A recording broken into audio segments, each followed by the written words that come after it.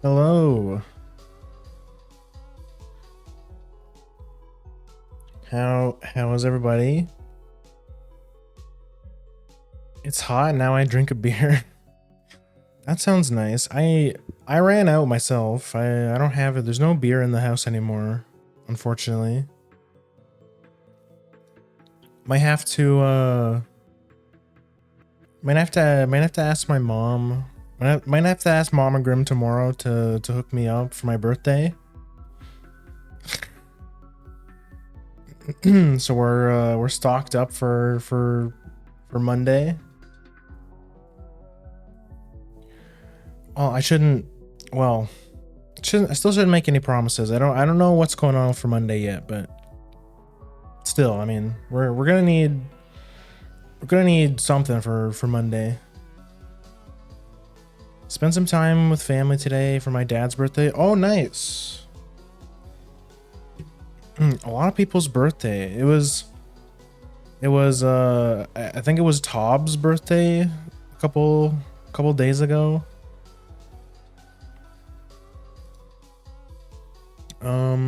My birthday is coming up. A lot of birthdays lately.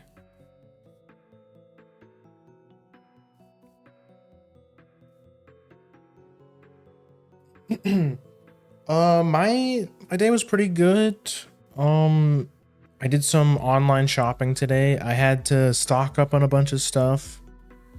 I had to get some. I need to get a new bag of cat food for Fuji. I bought one of those gooseneck phone thingies so we can hopefully get that. We could hopefully have that ready for next week and get some better tracking. And the last thing I bought was filters for my water, for my Brilla filter. That's about it. Everything's so expensive, man. Everything's so expensive. Ended up costing me like $100 for everything. Fuji's starting to eat more. He's starting to eat more. He's going through his cat food a lot faster now. Which I think is good because I honestly think he's a bit skinny. Like every time I go to the vet, they say he's in great shape, but I don't know. He feels a little like maybe it's just because I'm used to having older cats that they just laze around and eat all day, so they just get fat. They just get fat. But my cat's still growing, so I think he needs to eat so he can grow up big and strong. Right now there's a fly in my house and he's preoccupied. Usually when I stream, he goes for a nap. But there's an intruder in my house. There's a fly.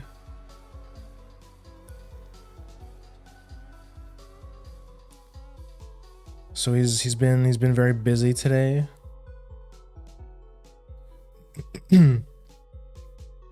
Happy early birthday. Thank you. I should be able to see you guys on my birthday, but just in case. Just in case. Thank you for the early birthday.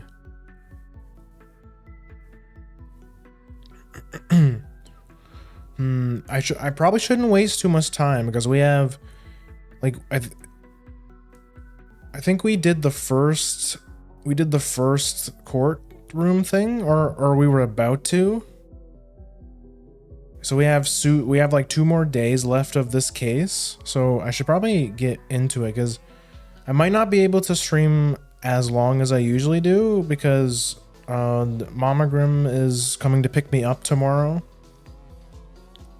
She wants to celebrate my birthday on the weekend because she's always busy, so she probably has plans for like my actual birthday.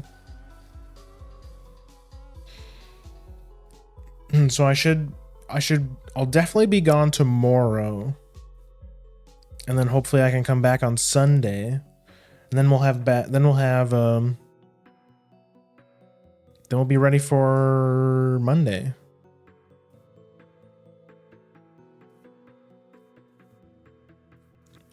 As for the rest of next week, I don't know. I'll have to think about it. We finished Moemon though, so that's a game so there's a slot open in the schedule for something else.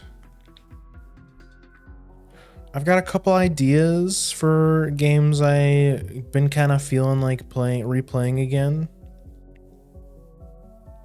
Let you guys know. But it's gonna be cool.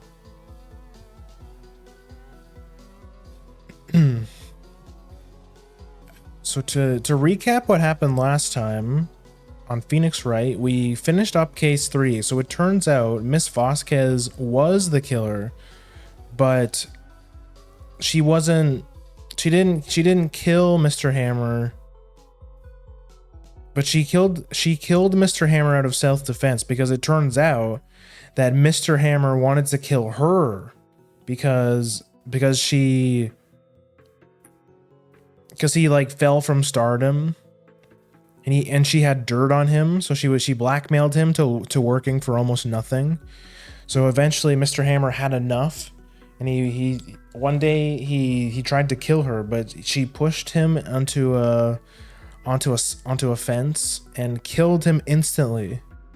So in the end she was truly the killer, but we learned a lot about Mr. Hammer, who we thought was a nice guy. He wanted to kill Miss Vasquez. And as for this case 4, allegedly Edgeworth is the killer. He was on a boat with somebody else, and apparently he shot the other guy and killed him. So we did some digging around, and it turns out that Phoenix Wright, Larry, and Edgeworth all went to school together, and that's why they have kind of like a rivalry. That's why they know each other so well.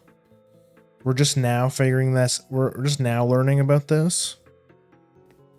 No one wanted to defend Mr. Edgeworth because there was photographic evidence of him shooting. But the photos aren't exactly clear, so there's still room for, what if it wasn't him,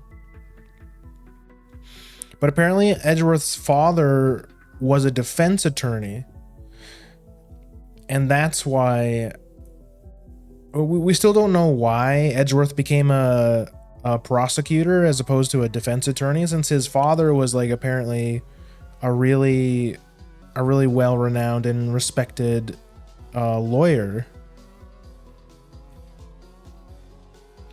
So he tried to stop us from defending him in court, but eventually we got enough info on him that he opened up, and he's gonna let us defend him in court. So now we're gonna figure out who really did it. Did Edgeworth kill that other guy? Which the guy who killed him, or the guy who was murdered, was apparently the lawyer that defended... No, I think he was the prosecutor in the case with Maya's mom. And now he's dead too, so it's looking a bit... There's a lot of stuff going on.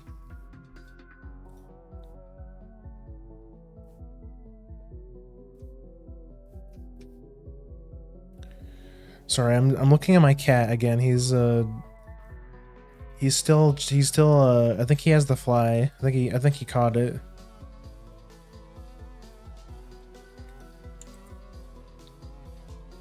I think he killed it, or maybe he's just playing with it.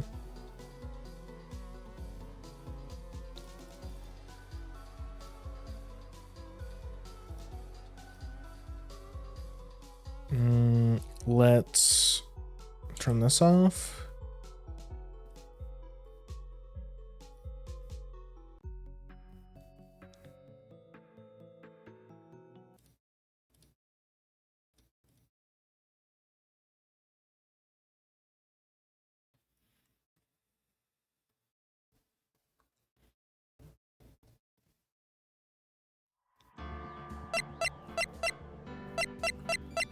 Okay, looks good.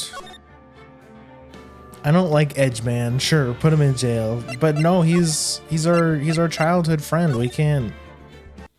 Or I don't know if we're really friends, but like we went to school together, so there's like,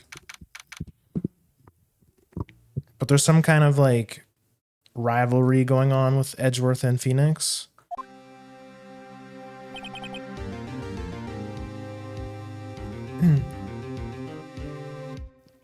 Here he is, right here. Karma? That's right, Manfred von Karma. He's the best prosecutor there is.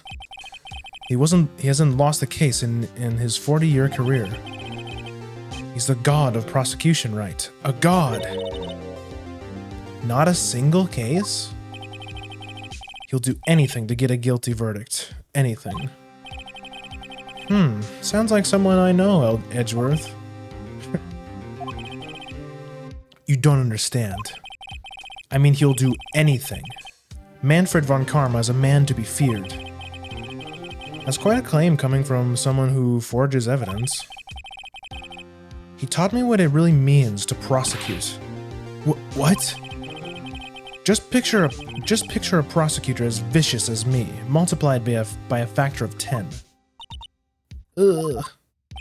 I skipped it. Something like that. Now you're trying to get you found guilty? Now he's trying to get you found guilty? What a creep. Oh wait, maybe he's planning on losing on purpose to help you out. Not a chance. He hasn't lost once in 40 years. 40 years. He's as ruthless as me, times 20. That's plenty ruthless. Like I said, he's a god amongst prosecutors. I guess that's something like Mia was to me. Speaking of Mia. Maya? Uh-huh. We could really be using Maya's help right now, don't you think? Oh. I can't. Sorry, I tried. I really tried, but I couldn't reach. You couldn't reach? I think it's because I haven't been training. My powers are weak again. Oh man, what bad timing. I'm really sorry. I'll try my best. I hope so. What are you whispering about? Oh, it's nothing. Well, it's time. Let's head in. Oh, yo! Astra Hecke, thank you so much for the raid. Welcome in, raiders. For those who don't know me, my name is Grim. I'm a two-tailed Bakeneko, given human form, and I'm playing Phoenix Wright, Ace Attorney.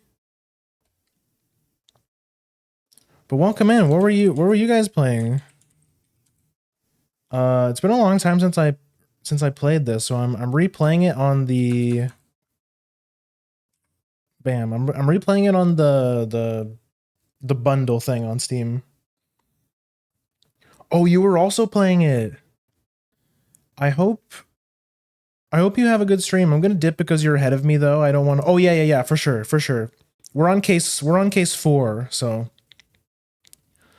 But thank you so much for the raid. And yeah, just thank you a lot. I hope you're also enjoying it. I played this before, but it's been like 10 years, so it almost feels like I'm playing it again for the first time. They just finished case 2. Okay. Yeah, I finished case 3 last time, and we got a little bit into case 4. So now we're on the first trial of case 4. So yeah, if you guys want to avoid spoilers, I'll give you guys a couple seconds. But thank you again for the raid, Astra. And I hope you have a good night.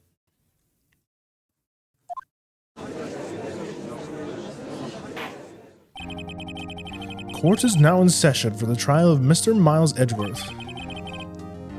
Edgy Boy and Phoenix are best friends. Didn't you see their chemistry in the most honorable of courts? The ball court? I feel like you're referencing something. Mr. Von Karma, is the prosecution ready? Fool. You seriously think that I would stand here while I am not completely prepared? Oh, right, my apologies. He's even got the judge scared. Very well, your opening statement, please. Decisive evidence.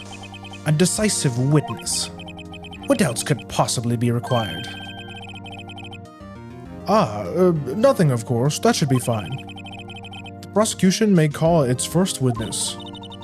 What's with this guy? Is he royalty or something? How am I supposed to fight against this? I call the detective in charge of this case, Detective Dick Gumshoe. Okay, Gumshoe's first. Let's see how this goes. Describe the incident, now. Yes, sir. Detective Gumshoe looks nervous. Please take a look at the map. The murder happened late Christmas Eve around midnight. There was one boat on the middle of the lake. There were 2 men on the boat. Now there happened to be a woman camping there on the edge of the lake. At 12:10 a.m. she heard 2 pistol shots. Then the boat started to move. It went towards the boat rental shop. 2 gunshots? Overhead map added to court. Testify to the court about the arrest, now. Wait, Mr. Von Karma. Yes. Actually, I'm the one that's supposed to be handling these proceedings. Nuh-uh. Wrong. There's only one thing you need to do here. You will slam down your gavel and say the word guilty. That is your role. Yes, of course. You're quite right. No, he's not. Oh man, this is gonna be hard. A man called into the station around 30 minutes after midnight. We headed to the scene of the crime as fast as we could. That's where we found Mr. Edgeworth. Now, I didn't suspect him or anything at all, but the next morning a body was found in the lake. So we had to arrest Mr. Edgeworth. I see. Very well. Begin your cross-examination, attorney, now.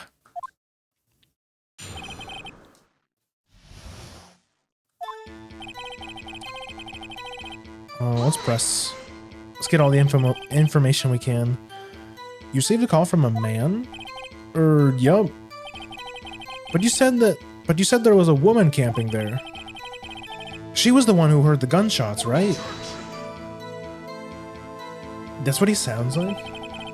That woman and the man who called to the report was 2 different people, obviously. Different people? There were 2 witnesses. Their testimonies were quite similar, however. Today I've summoned the woman who was camping. The woman who was camping? A lot of heart. What happened next, detective? We headed to the scene of the crime as fast as we could. Sorry, just a dumb reference to a mashup Phoenix, Wright, and Space Jam. I don't think I've heard of that one. Everyone always talks about that one silly animation with the clown lady. How long was it between receiving the report and your arrival on the lake? Well, I'd say about 3 minutes. That's pretty fast. Our motto for the month is get there quick. Objection. Detective, you will refrain from casually revealing department secrets. Yes, sir. Sorry, sir. I look forward to your next year's salary review. So much to look forward to these days. This is no time for dejected daydreaming. Continue. Yes, sir. That's where we found Mr. Edgeworth. What was Mr. Edgeworth like when you saw him then? Well, From what I saw, he looked pretty relaxed. Not like a murderer at all, really. Detective, the court requires the facts, not your opinions. How many years have you been on the force? Facts only, detective. Hard, cold, objective facts. Yes, sir. Man, he's got his share of objections. Now, I didn't suspect him or anything at all. Why didn't you think he was suspicious? You should know. We have a deep, trusting relationship with the prosecutors. Detective, the court isn't interested in your musings. Deep, trusting poppycock. I've never heard so many flippant commands from an active detective on the force. Detective Gumshoe doesn't look so good. Continue, now.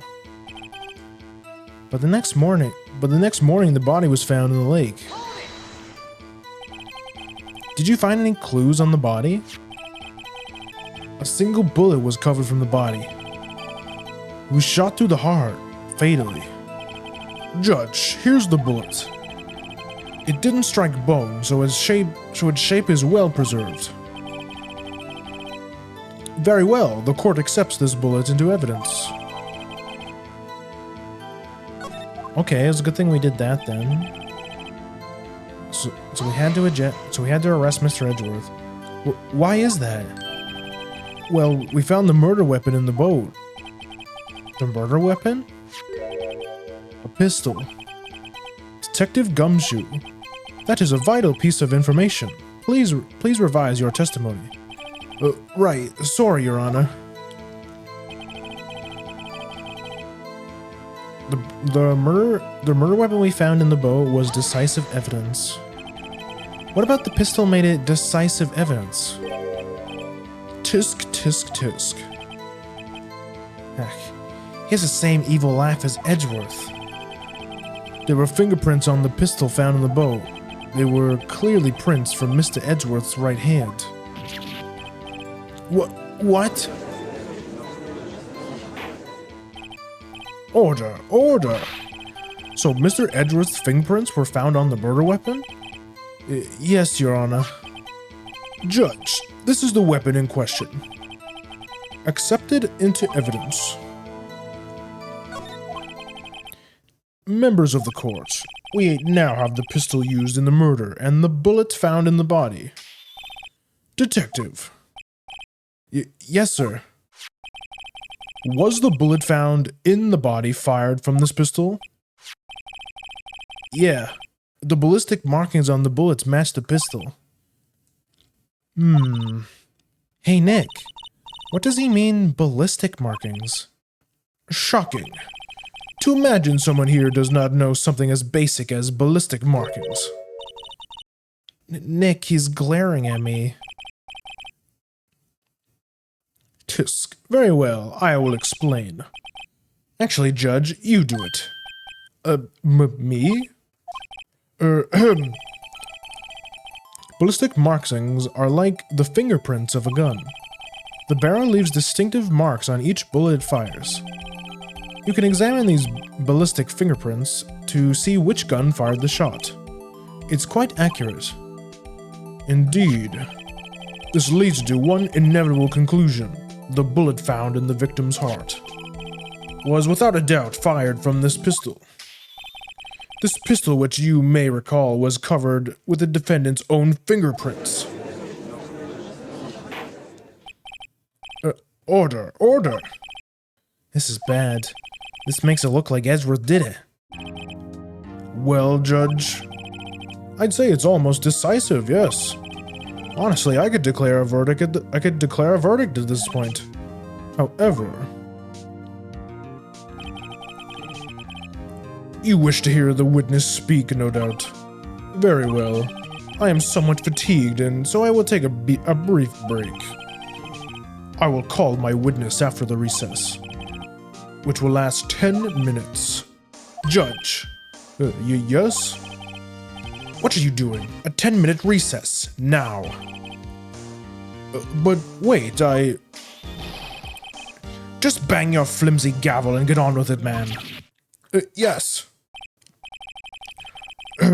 This court will take a 10-minute recess. Who's running this court anyway? This is not looking good. I'm having a bad feeling about this one.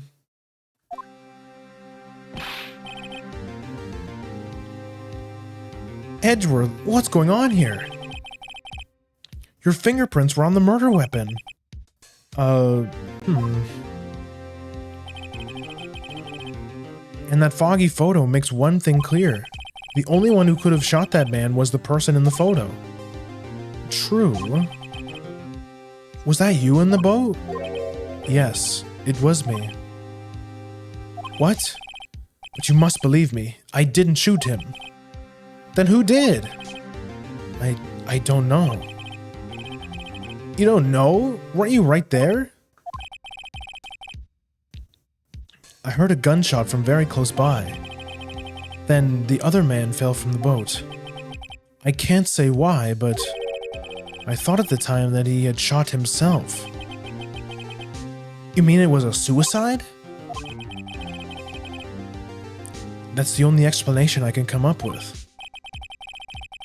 Huh. How am I going to convince anyone of that?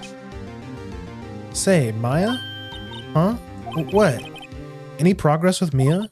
Oh, sorry. It's no good. Ugh. I know. I'm no good at anything, am I, Nick? If I can't call my sister, I might as well not be here, right? No, we need you here. No, of course not. I need you here. I can see you're always trying to help. Even if you don't actually help, it's the thought that counts, right? It's okay, Nick. You don't have to try and make me feel better. I don't know anything about trials or defense. What's more, I'm a spirit medium who can't even contact spirits. Oh, everyone has their off days. I mean, I've just been getting lucky. I've just been getting lucky lately. But you never know when your luck is gonna run out. Really? Whoa, right. Don't jinx this case any more than it already is. It's bad for my heart. Oh, sorry. Whoops. You probably shouldn't say that in front of the guy you're trying to defend, huh? Court is back in session. Mr. Von Karma, call your witness. Yes. Will Miss Lotta Hart take the stand? Lotta Hart, you are the research student at the university? That I am. Good. Begin by telling us what you saw the night of the incident. And don't add anything trivial or subjective. Understand? Y'all need to learn some manners. Understand? Yeah, I understand. Very well. Your testimony, please. Witness account. It was Christmas Eve, just after midnight, I reckon. I was in my car, heard this bang come up from the lake. When I looked out the window, I saw two gents in a boat. Then there was another bang. There wasn't nary a thing on the lake but the boat. Enough. Huh? Judge. She happened to take a photo of the incident. This is that photo. Accept it as evidence. Well, this is a surprise. This looks like the very moment of the murder.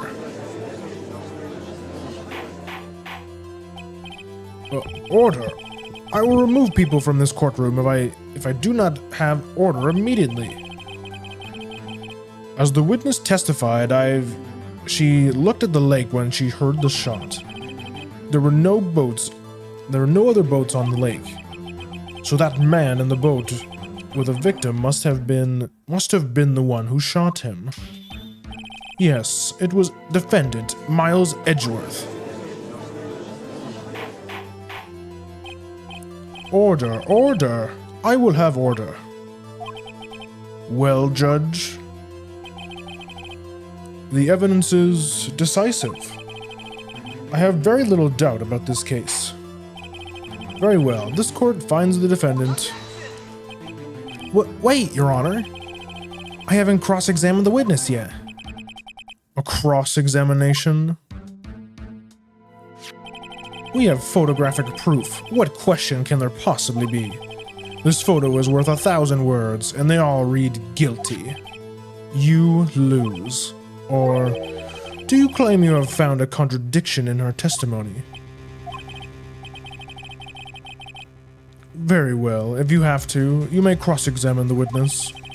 You will only flounder and ask meaningless questions. You will fail to find anything. And then I will have you held in contempt of court. Nick, contempt? Contempt of court, you know? I guess I understand? Well, what are you gonna do?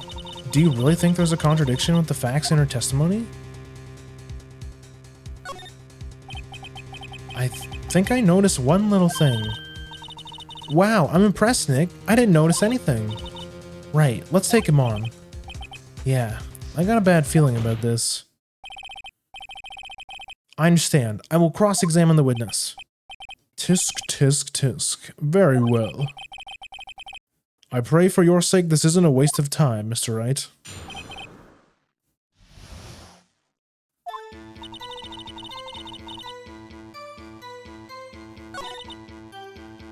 I was in my car. Why she look nervous here? Why are you camping there anyways? I'm a research student at my university. I was taking pictures to use in my research. What research? This all sounds suspicious. Miss Hart, could you be more specific about your research?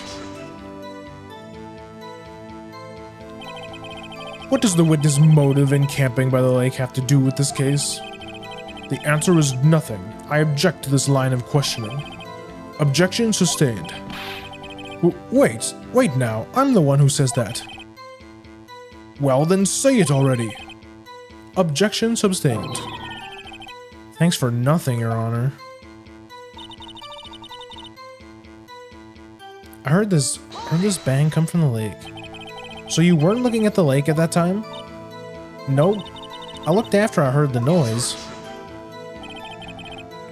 She said that already. I asked you to find contradictions, not leisurely chat with the witness.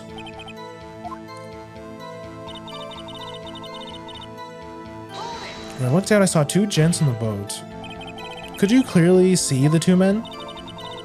Just look at the picture. Clear enough for you? Uh-oh. Actually, no. Wait a second. I wasn't asking you about the photo.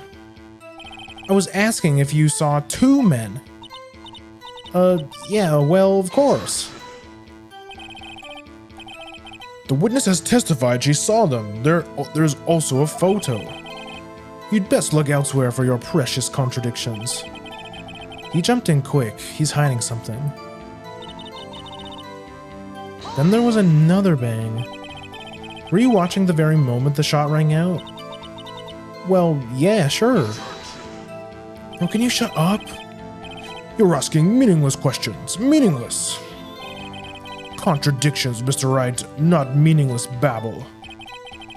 Von Karma, I think I hate you.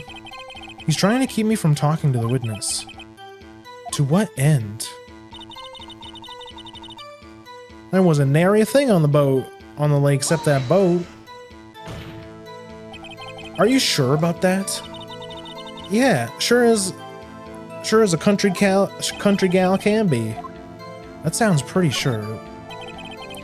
How come you're so sure? Well, heck, I scanned the whole lake.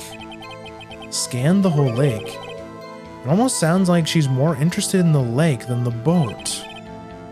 Miss Hart, you... Mr. Wright, the witness has answered the question in full. No need for further questions. Objection sustained. That's what I'm... Sustained. Yes, of course. Oh, great. Enough. I think we've heard all we need to hear, Mr. Wright. It seems you are unable to find a contradiction in the testimony worth noting. But, Your Honor... You keep your promise. Mr. Wright, I'm afraid that I will have to penalize any further outbursts by holding you in contempt of court. And if that happens, you'll have to leave the court immediately. Understood? Uh-huh. Nick, a lot of testimony is fishy, Nick. Real fishy. I know what you mean, but if I can't say anything, what can I do?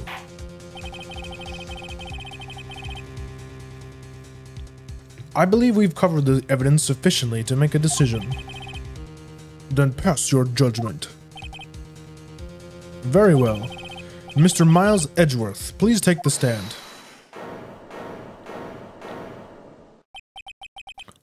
Who was that? It was me. Maya? Is something wrong? Do you need to use the facilities?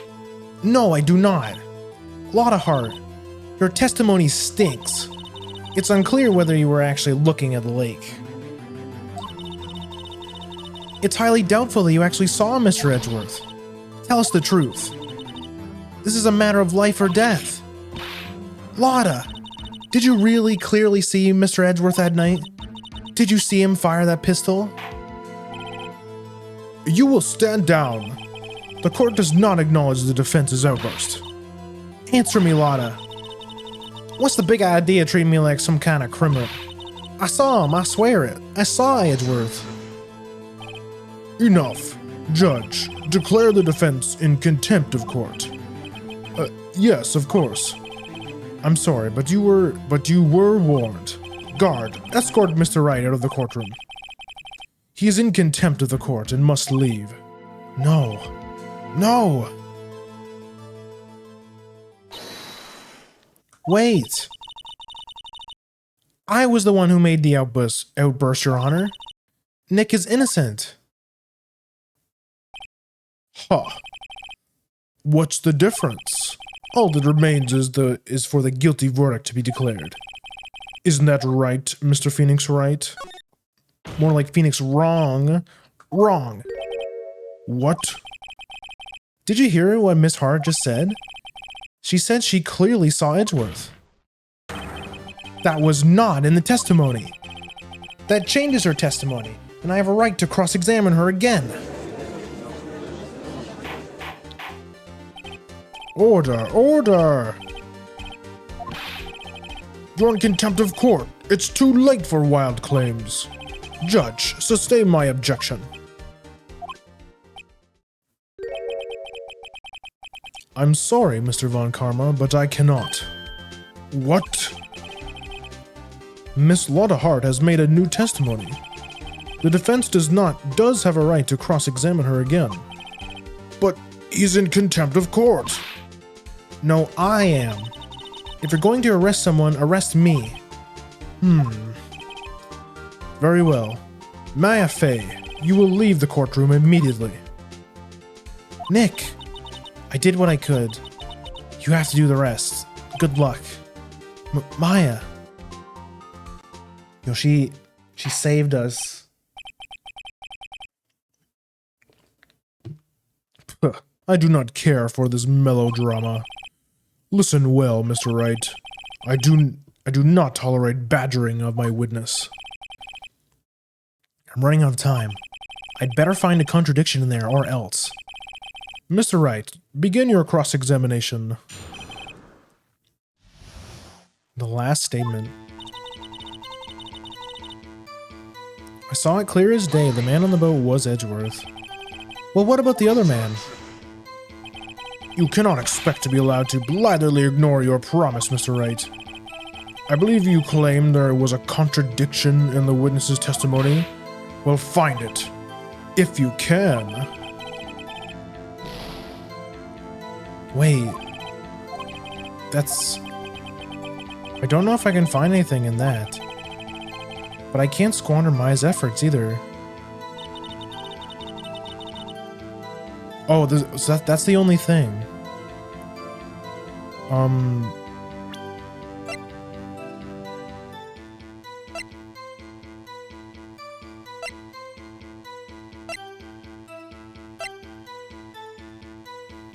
It's either so the Roberts autopsy. Robert's autopsy. It has a picture. There's a picture of the other guy because there's two people in the boat. The man on the boat was Edgeworth.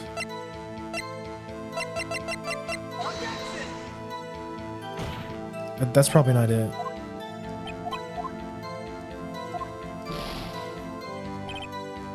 I wonder.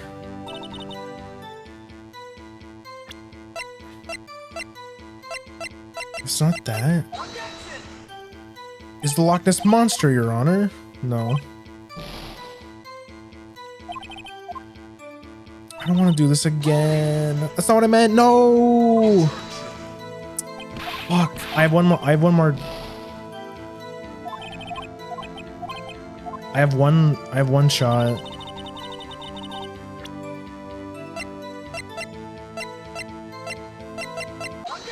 Okay, we found it. Got you. Got you, Miss Hart. Finally. What? You got what? Look at this photograph. The photo I took? The very same. Maya was useful without being possessed. Yeah. She was like she took the hit for us. There's something I want you to see in this photo, and it's quite visible. The fog, Miss Hart. So? This picture was taken with professional, high-quality film, correct?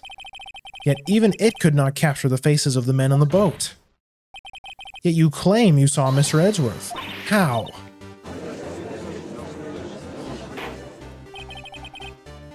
Mr. Wright has a point. That's why I told her not to say that in her testimony, please. Yet now she said it.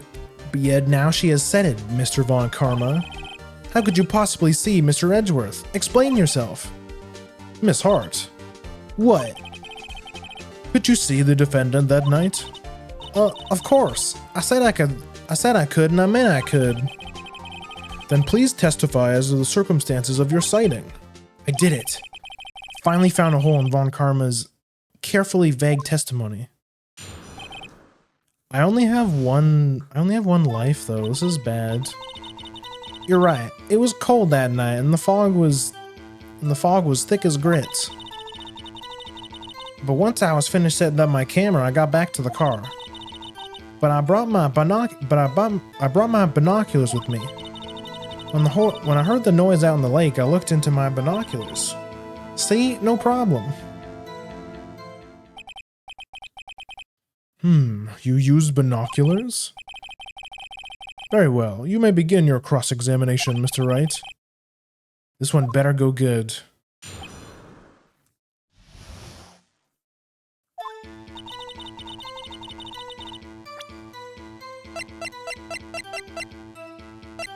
I can save? Hold on. Can I save here? I wonder if that'll work. So if I die, can I just reload the save, I wonder? We'll have to see. Just so we don't have to read, like, we don't have to go through, like, the whole case again.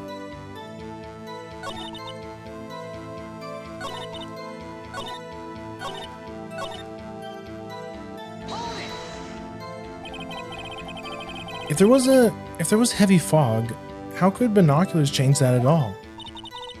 What do you mean? Even binoculars can't see through fog. But you say you clearly saw him. I did, yeah. Enough. There's no room for doubt in our testimony. She sounds pretty doubtful to me.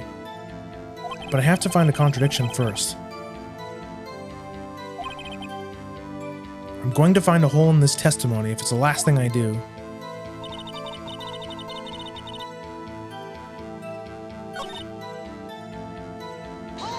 Go back to my car. Your camera? Yeah, it's got an automatic... The issue we are concerned with here is Mr. Hart seeing Mr. Edgeworth. The camera has nothing to do with this at all. Objection sustained.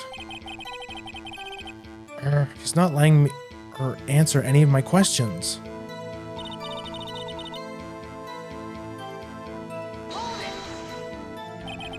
Binoculars? Yeah, binoculars. Yesterday you mentioned that you were out looking for shooting stars, correct? Well, yeah. Wouldn't you need a telescope, not binoculars for that?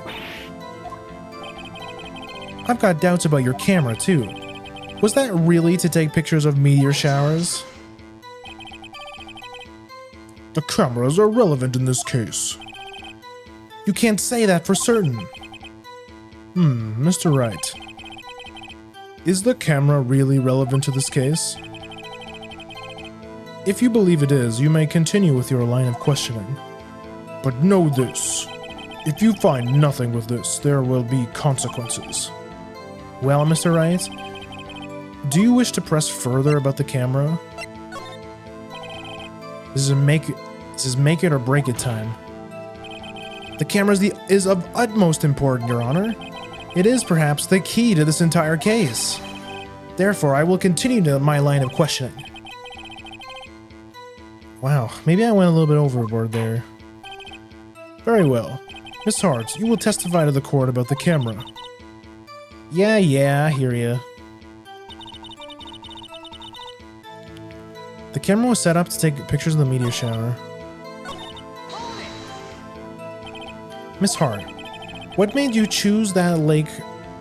What made you choose that lake to photograph meteors? You know the fog gets thick on the lake. It's not very suited for stargazing. Yeah, well, you see, I guess I wasn't thinking too straight. Mr. Wright, I will not have you badgering my witness because of her challenged intellect. Now, wait a minute. Continue your testimony. You were saying how it was that you saw Edgeworth? No unnecessary comments, please.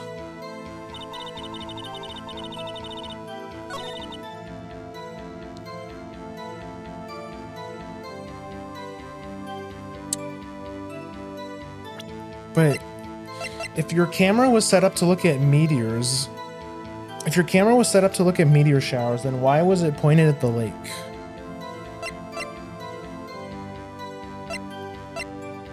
I'm probably gonna die here.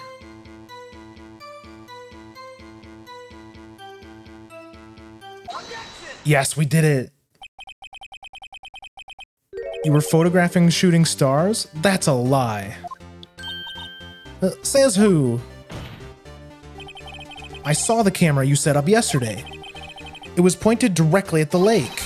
You have to point the camera upward to take photos of stars, Miss Hart. Oof. Mr. Wright, what are you driving at? The witness was not at the lake to photograph shooting stars, Your Honor. Well, then what exactly was she photographing? Your Honor, take a look at this. What? I can't save. Okay, well... Miss Hart, this is what you were trying to photograph. What's this? A newspaper article? Gourdy? Oh, the sighting at Gourd Lake. Well, Miss Hart? I never heard of no lake monster. You got proof or something? Let's see you prove that I was down the lake trying to photograph Gourdy. Wait, do I have proof? I'm gonna save just in case.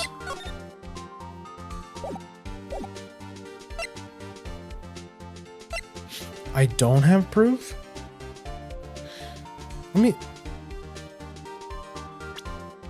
Do I have proof? I mean, like, the proof is that is the camera, is it not? But then also, like...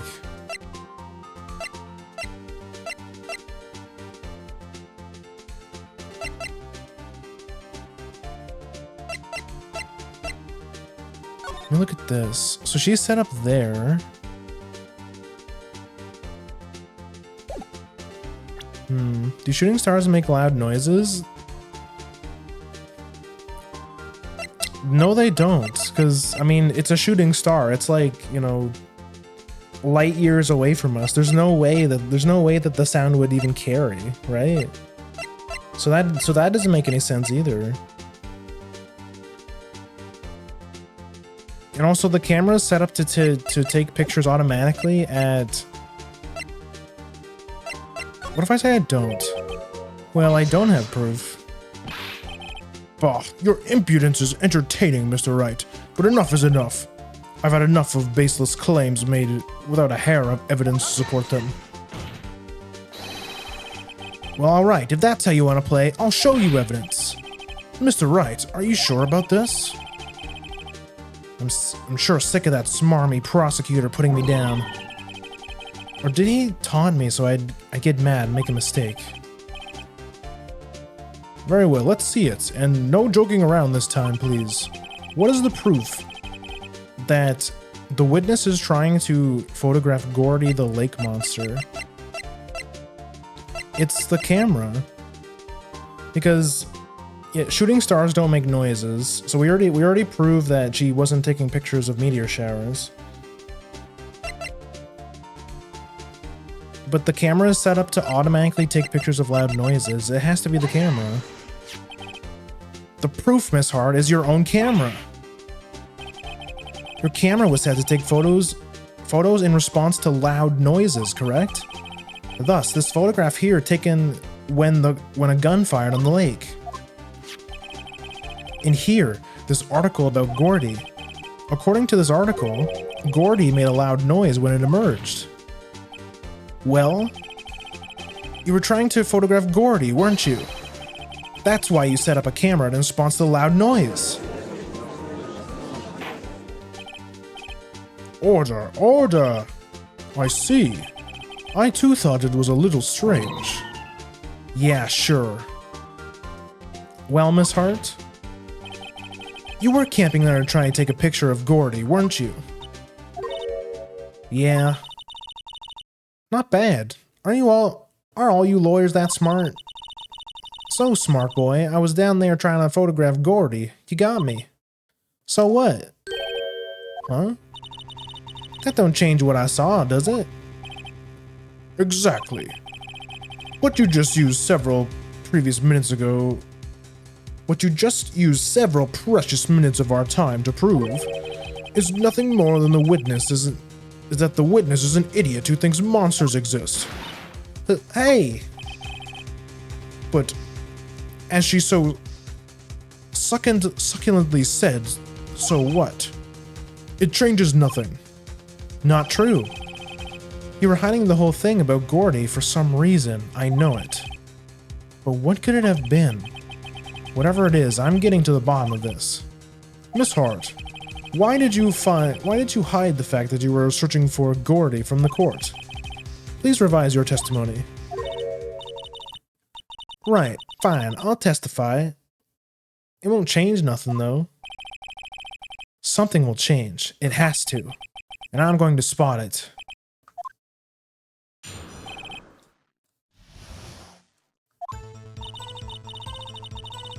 Actually, I'm not a research student at the university.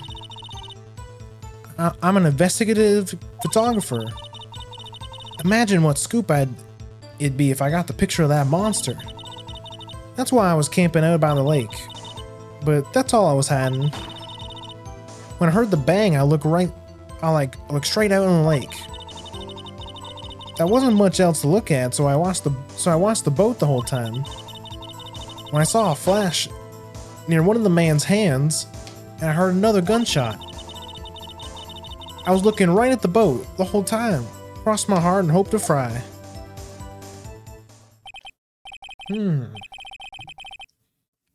Well, Mr. Wright, you may cross-examine the witness. The witness's testimony is unchanged from before. Whether she is a research student or a photographer has no bearing on this case. There is no need to waste any more of the time with another pointless cross-examination. I claim the defense's right to cross-examine the witness, Your Honor. Von Karma's up to something, I know it. He doesn't want me to cross-examine her because... why? Was there a contradiction? Very well. You may begin your cross-examination. You seem sure of yourself. You must have something in mind. Huh. That would be a first. Ha ha, very funny. You understand this is your last chance at a cross-examination, Mr. Wright. If there's no problem with the testimony this time, we will let the witness leave. I will announce my verdict at that time, Mr. Wright. Understood? Yes, Your Honor.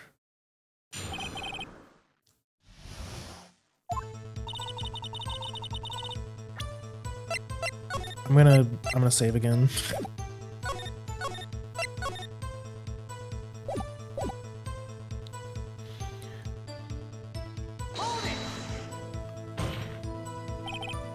Then what manner of person are you?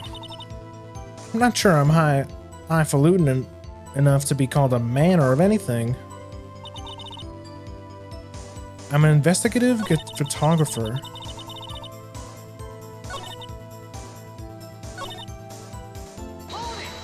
That's all you're hiding. I think it's time you told us why you felt you had to hide your true purpose of taking photos of the lake. Heck, if word got out what I was up to, the lake could be swarming with competitors. Competitors? Yeah, second-rate shutterbug trying to steal my scoop. Ah. Is that the only reason you were hiding the truth? Well, actually... Mr. Wright, I will not have you asking questions with no relevance to this case. Whatever you say, Von Karma, I know you told her to keep quiet.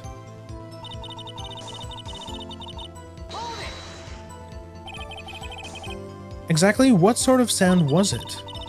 Well, I never heard one before, so I can't say for sure, but it sounded like a gunshot. It was a lot sharper a sound than I would have expected.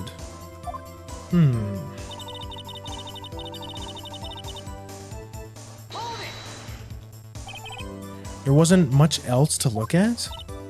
Yep. I don't know, if she heard a bang and she thought Gourdy was out there, I kind of doubt she'd waste any time looking at a boat. What? What did I do now? What are you giving me that look for?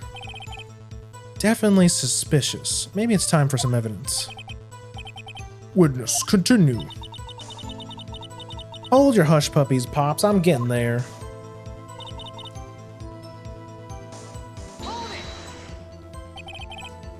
Was there nothing on the lake but the boat at the time? Huh?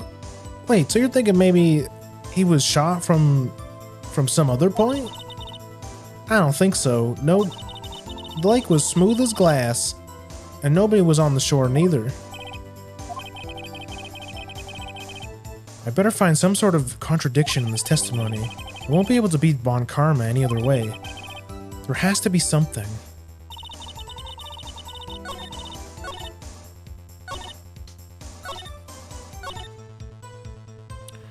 It could have been the... Wait,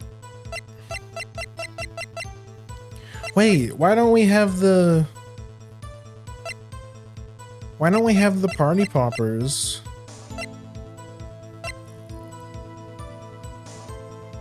I looked right straight at the lake.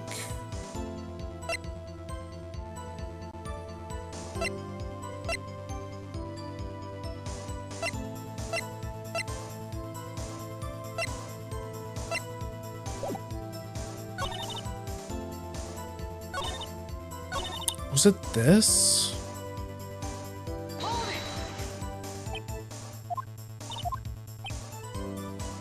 If she heard a bang and she thought Gourdy was out there, I kind of doubt she'd waste any time looking at a boat.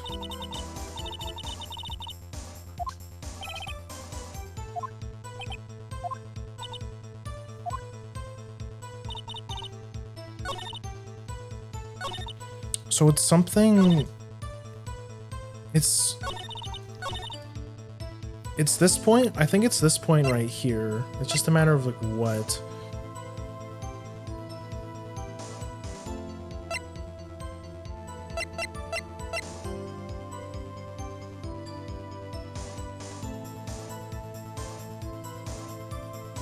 Wait, did she hear this?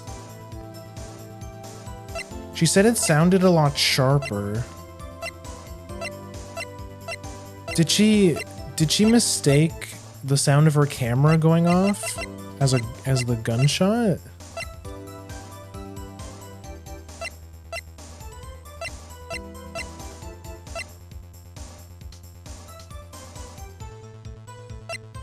Wasn't much else to look at.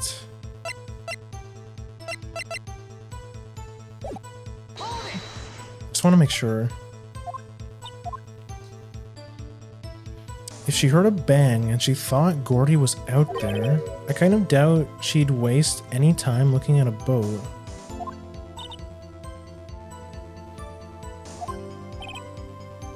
Maybe it's time for some evidence. I think the game's trying to tell me I have to... Let me press this again.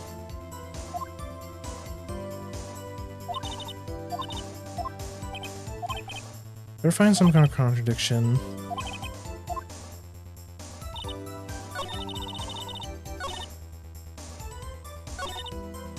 I didn't press her on this, actually. Get your photo and sell it to the press. It's that kind of business. Hey, I was taking pictures of my sister's graduation last year. And guess what?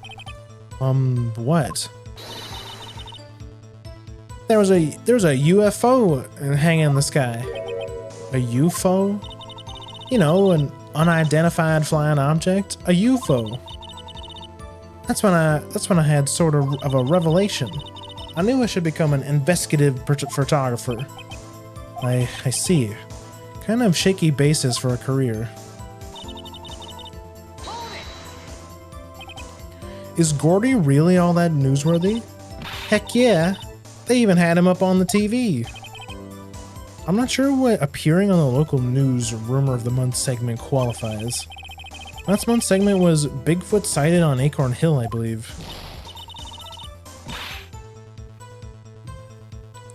Hey, they almost had pictures of him in the newspaper for real. This is one fight I do not believe you can win. Let's keep moving, shall we?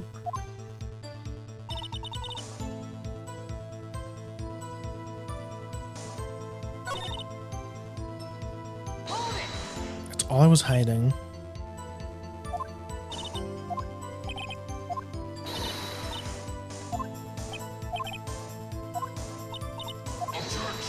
He interrupted me. Yeah.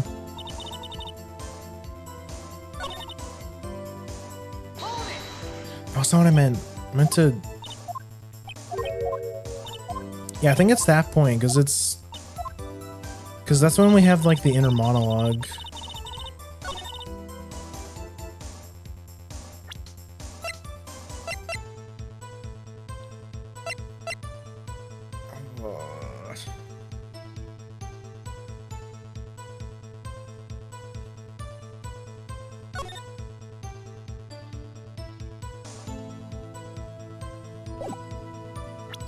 I'm probably gonna fail this.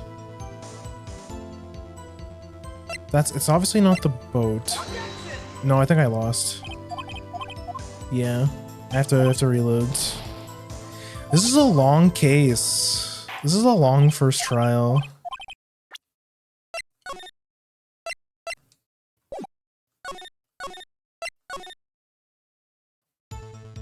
Okay, I can't just do this. I know that this probably feels cheap, but like I don't want to like go through, have to read everything again.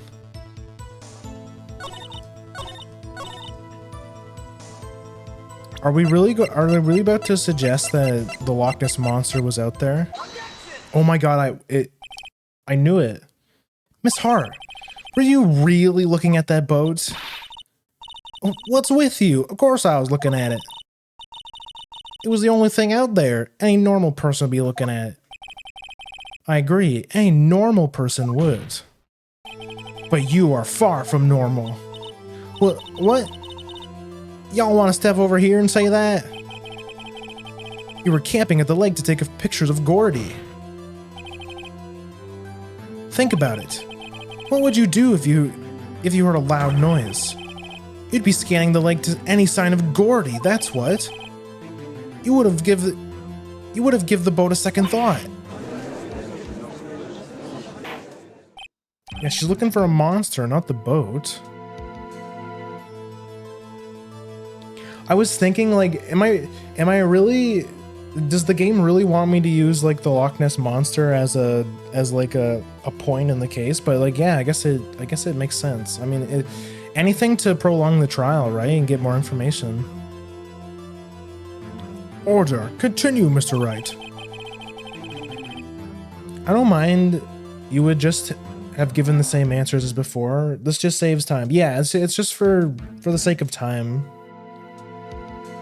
But it's a good thing I figured out that you can just load the save. Because otherwise I'd just be sitting here holding B the whole time. Which has happened almost every episode, because I think I failed all but the first case. But no more. We're not going to fail any more cases now that because we can save scum, right? You testified that you were watching the boat through the binoculars. However, you wouldn't need binoculars to watch that boat. You needed them to search for Gourdy, and that's what you were doing.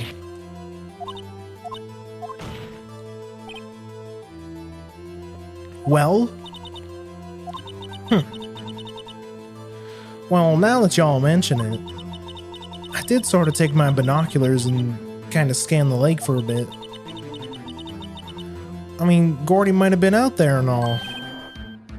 Miss Hart, are you saying you were not watching the boat then? Sorry, y'all. I wasn't fibbing, really.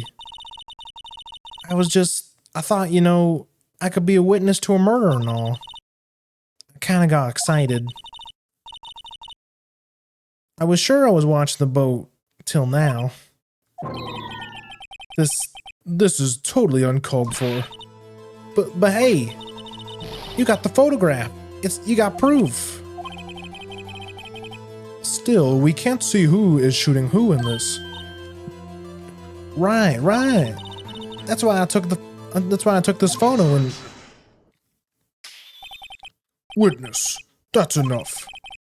You've had a long day. Shut your pie hole. Shut my what? What was she going to say?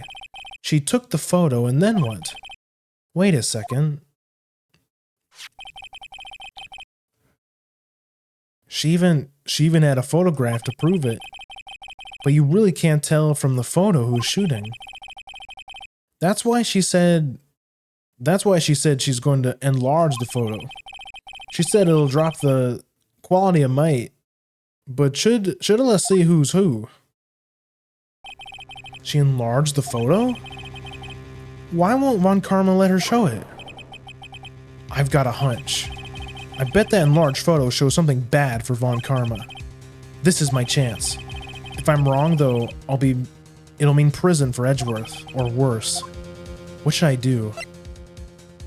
Make her show it. Miss Hart, look at this photograph. You enlarged this photo, did you not? Yeah, I did. Why has the enlargement not been presented to the court?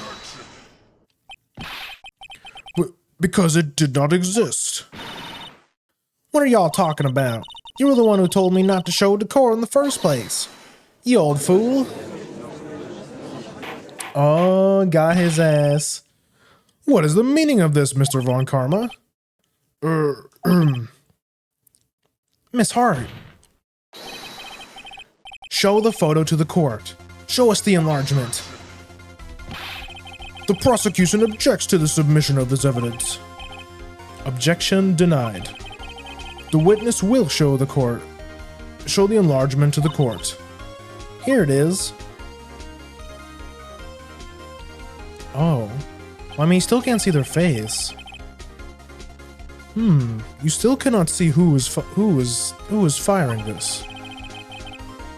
It could be the defendant, or maybe it's not.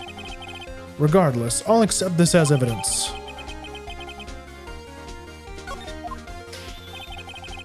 Happy now, Mr. Wright? There has to be something. You asked for the enlargement, you got the enlargement. And little good has it done any of us. That's why I requested she not show it. I suppose this means that the cross-examination is over, obviously. Then I would like to close the cross-examination of Miss Lotta Hart. And none too soon. That was a flagrant waste of my time. Mr. Von Karma, do you have anything to add?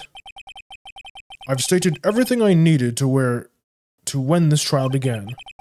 Decisive evidence. A decisive witness. What else could possibly be required? Nothing, of course. Then I believe it is time for me to declare my verdict. Wait, it's not supposed to go like this. There has to be a clue in this photo somewhere. This is bad, real bad. What should I do?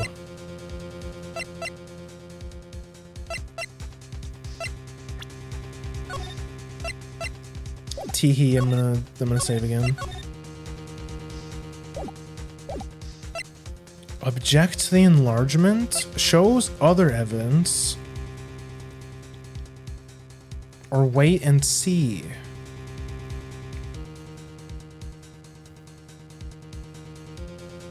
What could we have that would prove otherwise? So the photo's been updated.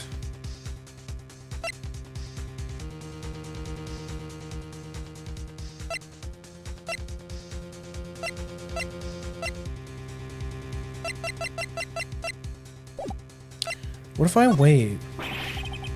Uh-oh, think of something. No good. I guess I'll just sit back and see how this turns out. Allow me to state my verdict. Oh no, I should have pressed further. Nor is there any need for more time to decide the case against the defendant. This case is extremely clear. I see no room for misinterpretations of the facts. Okay, we fucked up.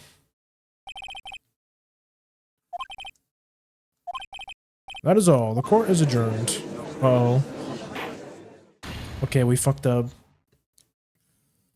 I'm struggling to think of like what we could possibly present. Object to the enlargement? Your Honor, there's something decidedly strange about this enlargement. What? What might that be? Mr. Wright, you will show the court what you mean. What about this photo is strange? Okay, here goes nothing. I'll show the judges what's strange in this photo.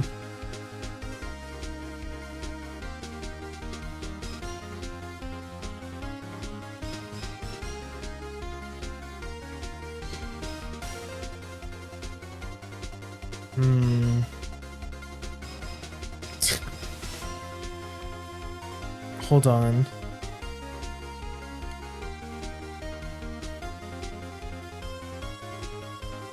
I want to say it's this because you might think it's crazy, but the flash looks like it's coming from somewhere else and not the gun. Like, never mind that both people are bald.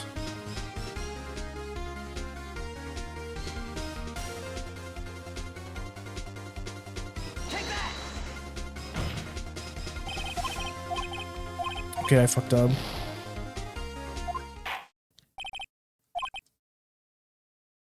Okay.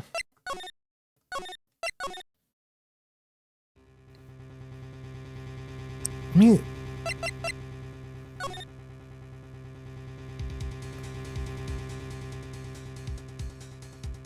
Okay, that's clearly not it.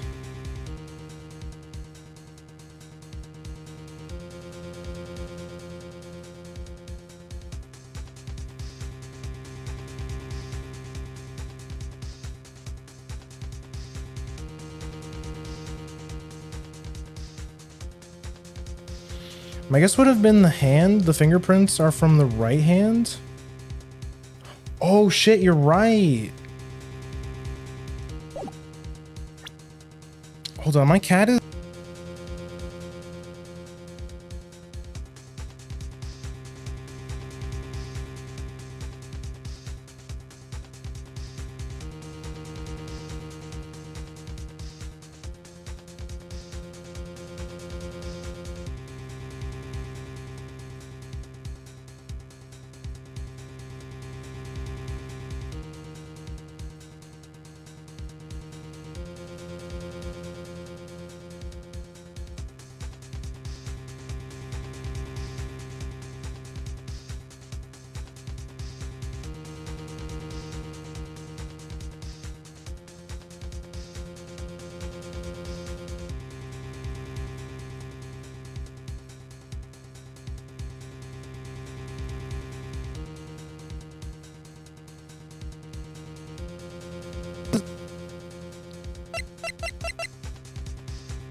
Yeah, you're right. It's the,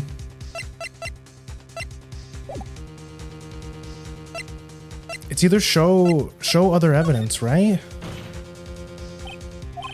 Your Honor, this evidence. I believe we spent enough time talking about evidence. I see no point.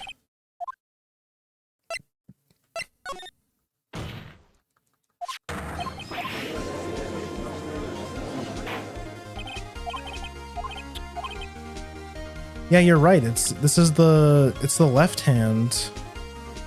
So if I click the hand,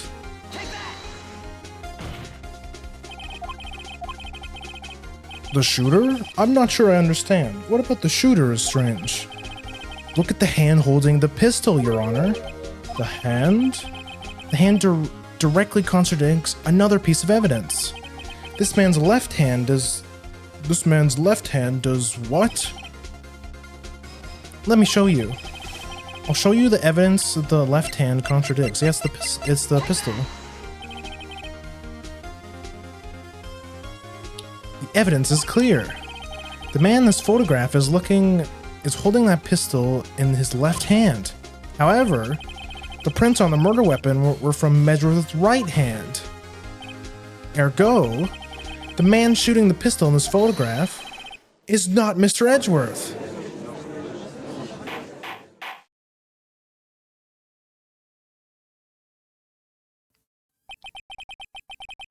Now that everyone in the courtroom has quieted down, I would like to reconvene this court of law.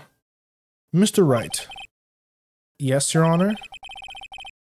My cat is meowing in the background. I don't know what his problem is. You have given us the definitive proof today. We now know that it is not Mr. Edgeworth who fired the pistol that night. However, this leaves us with a rather large problem. If Mr. Edgeworth didn't do it, then who shot our victim? Precisely. As we have seen, there were no other people on the lake that night.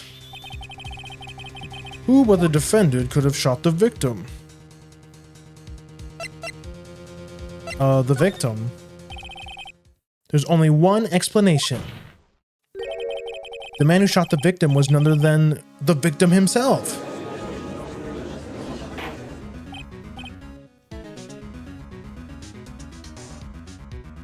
Yeah, well spotted. That's I definitely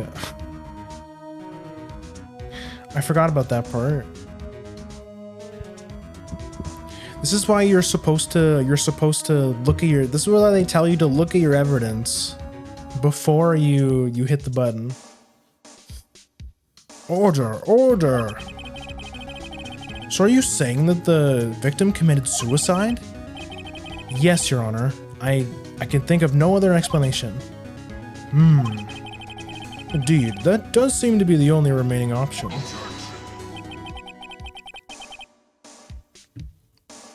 I'm so very, very sorry, Mr. Wright, but suicide is out of the question. What? An examination of the victim's wound reveals the distance at which he was shot. The distance? The victim was clearly shot from further than a meter away. A meter? That's 3 feet. There's no way it could have been a suicide.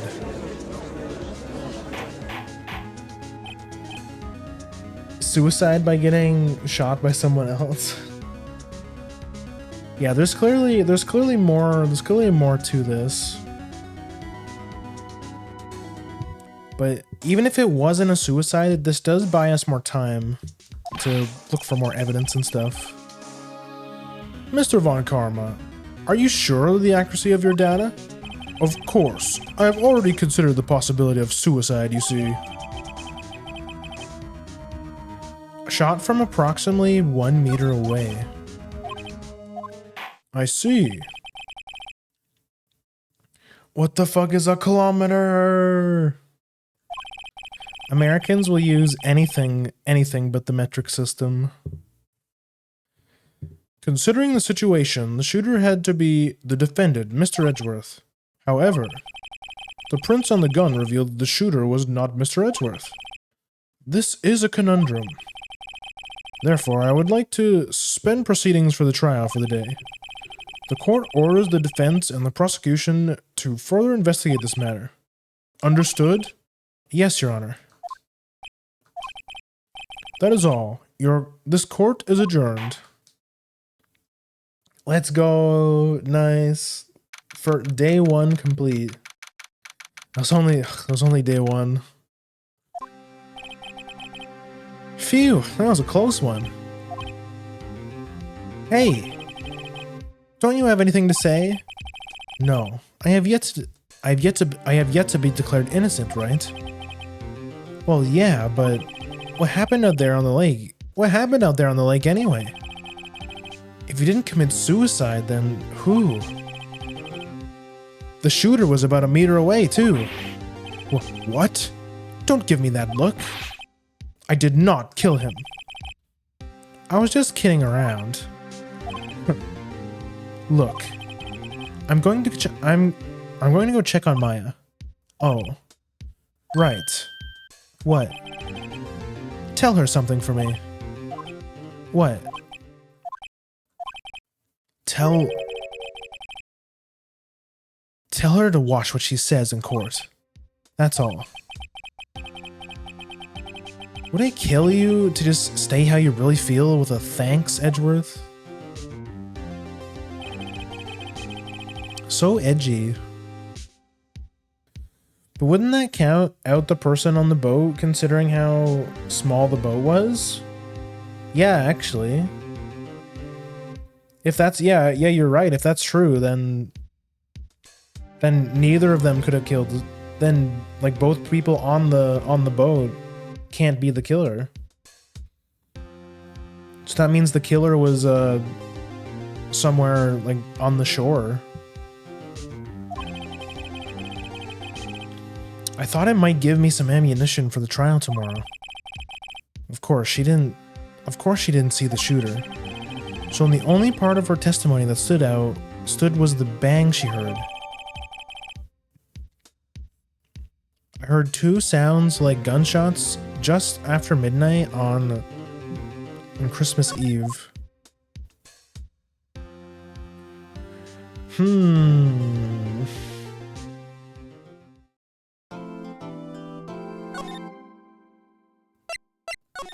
We'll overwrite our save scum file.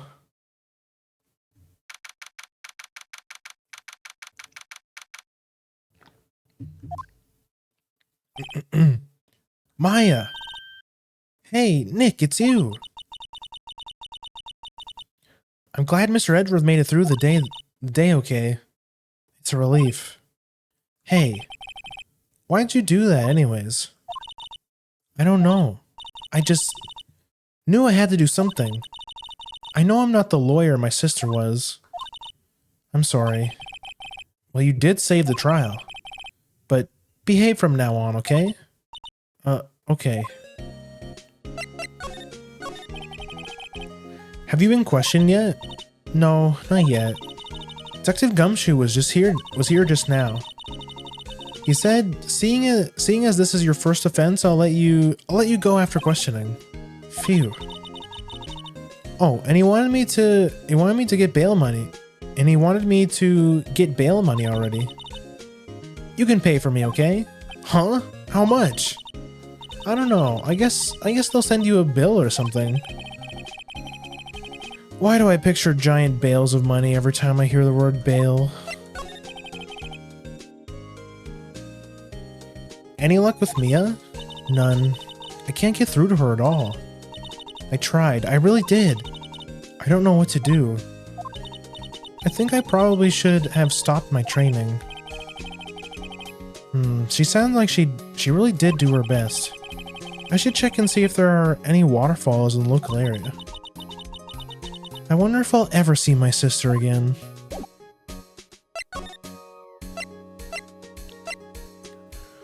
Let's go to the lake. I think the lake makes the most sense. There are fewer than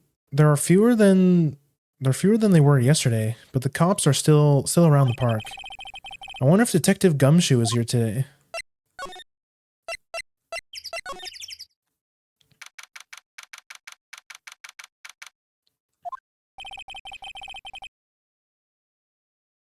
Haven't seen Larry around today either. Probably off paying through the nose on a date with his lovely fiancée. Is that like Beyonce? Is Lotta still here? Oh, there he is. Hey, Detective Gumshoe. Hey, pal. The trial today is yeah? Yes? What about the trial? Well, I was gonna say good show, but it wasn't really at all. I thought you did save Mr. Edgeworth, I guess. I wasn't sure how to thank you, you know? Thanks. Detective Gumshoe?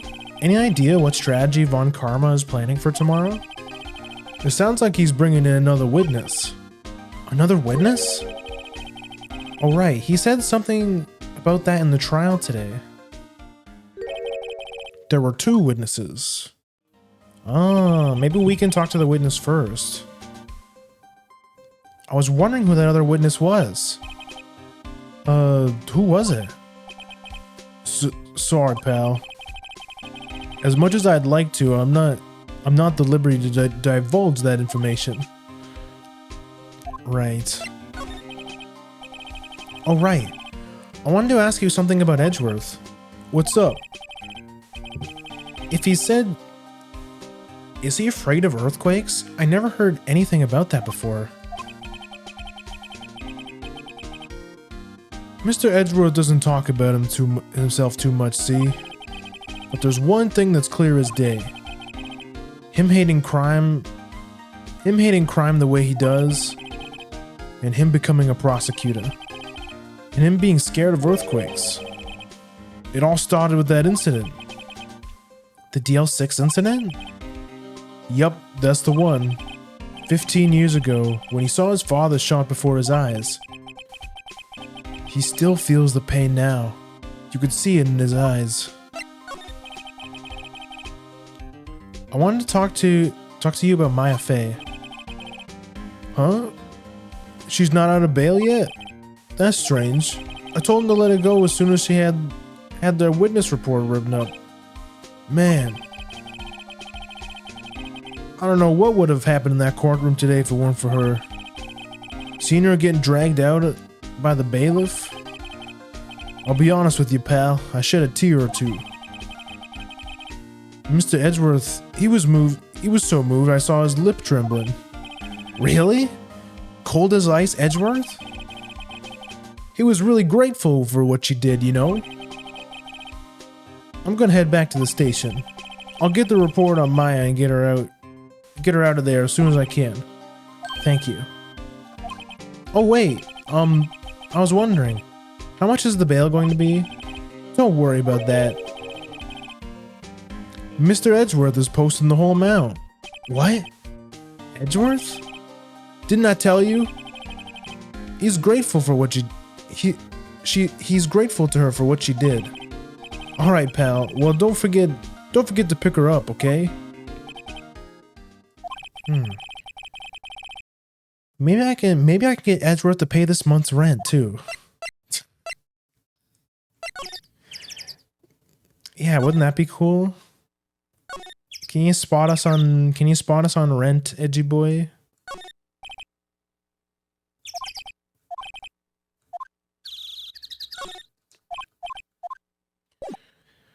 There's probably not anything else here. Oh, something at the boat shop? Looks like the boat rental shop is closed today.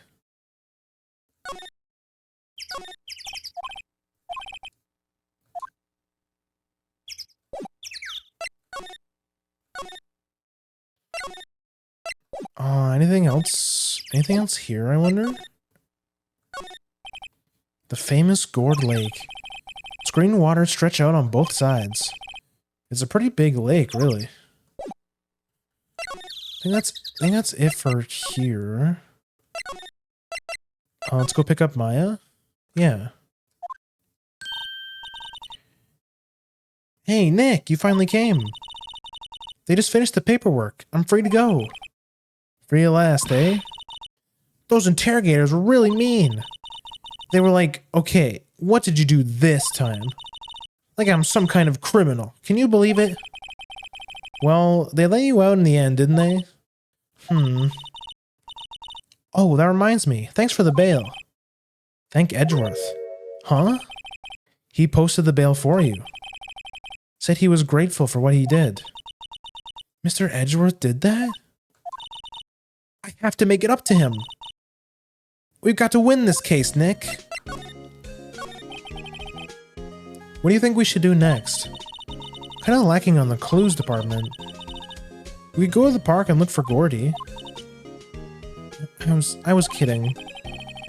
Still, if there's any clues out there, the park's a good bet as any. Have you noticed anything lately? You know, I did notice one thing while I was here in detention. It's really pretty comfortable here. It's warm and they keep it very clean. I meant, have you noticed anything about the case? Well, not much more than that, no. She's probably still upset about Mia. I should leave her alone. Okay, let's go back. There aren't any cops around here today, are there? They're probably back at the precinct, working up a case against Edgeworth. Hey, y'all. Hey, it's Lotta. Y'all really did it today.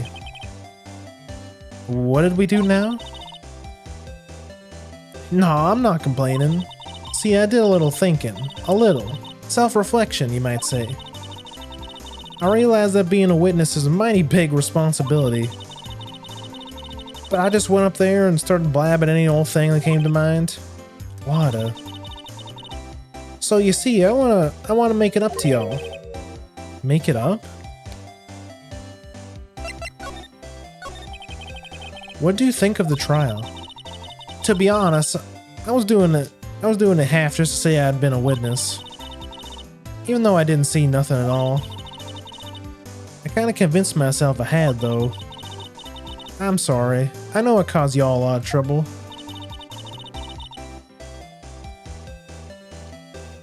Well, memory is a tricky, vague little thing. Yeah, I'm sure to know that. I sure know that. I sure know that now. I'll be fine the next time I witness murder. Right. You mean the first time you witness a murder? What about Gourdy? Right.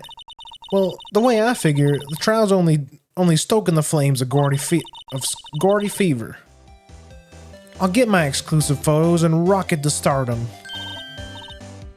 All right, Lotta, you go, girl. I wish I could be an investigative photographer too. Finish your spirit medium training first. Lotta, what do you mean by making it up to us? Well, you see, actually, I got a bit of information for you. What? That Von Karma didn't want me saying nothing about it. What information?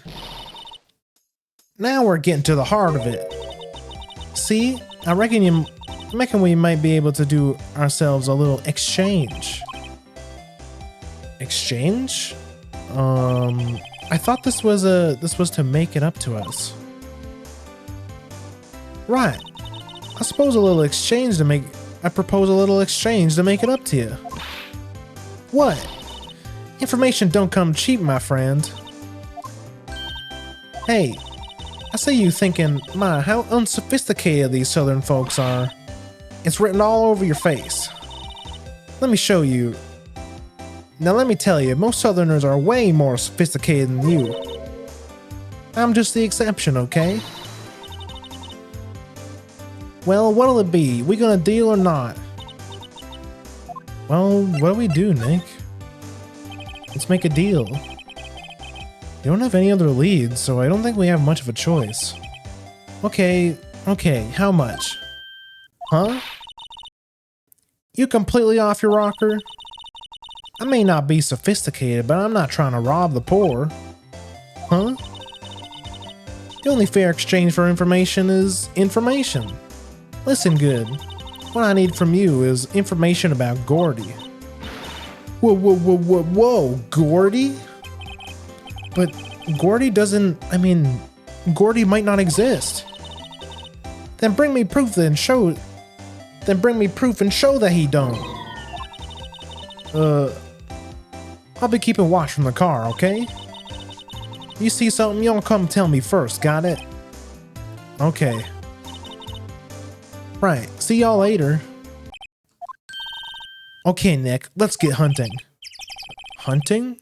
You don't seriously mean Gourdy? I sure do. What about Edgeworth? We're searching for Gourdy for him, Nick. Don't you get it? Okay, and how exactly do we search for a make-believe monster? Maybe we can find a monster myth specialist? Wouldn't that be... What? It's the Steel Samurai!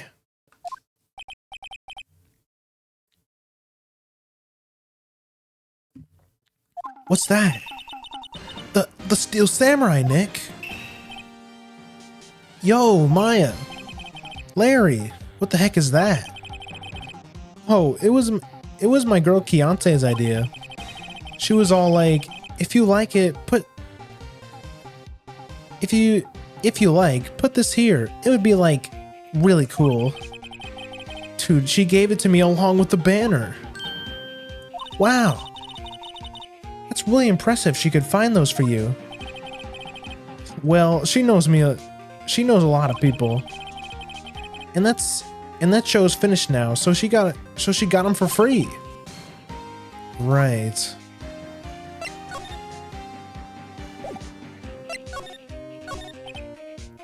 Yo, Nick! What happened to Edgy?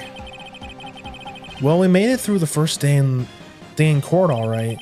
I don't know how good our prospects are from here on out, though. Huh. Hey, Larry, did you know Mr. Edgeworth's secret weakness? He's terrified of earthquakes. He acts like a little boy. Huh? That's weird. I don't think he was ever like that in school. No? Really? Well, we were only in the same class for a little bit. He transferred schools pretty quick. Transferred? Right. When the DL6 incident happened. Doesn't look like Larry knows about it though. Hey Larry, when did you get that big thing? Huh? Oh, the big guy? I've had that for about a month, yeah. It's a big hit with the kids. Why wasn't it there yesterday? Huh? Huh? Oh, right. The compressor was busted. Compressor? Yeah, it's that little unit in by my hot dog stand. That's what I used to put air into the Steel Samurai. It broke a little while ago, so I sent it in for repairs. Oh. And here I thought you inflated it by yourself.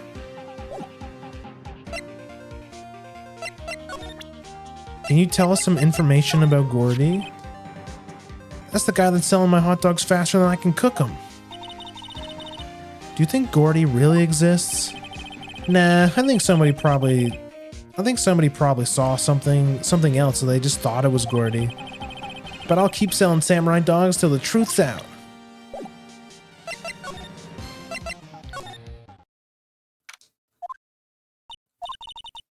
It's always so quiet here. I wonder if the boat shop is closed for good. Well, with the murder on the lake and all, it's probably just taking a vacation till it blows over. I get it.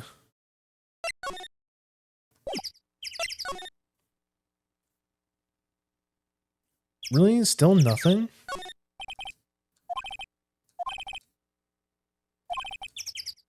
There's space for one more boat in the dock. So they probably took the boat in as evidence or something?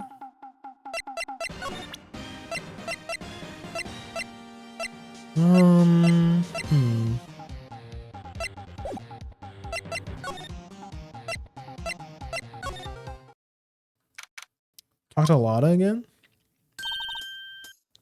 Hey y'all. Well, y'all find anything about Gourdy? No, nothing. Well, keep moving. It gets cold out here at nighttime. It is a little chilly. I think I have to sneeze. Whoa, no you don't. No sneezing.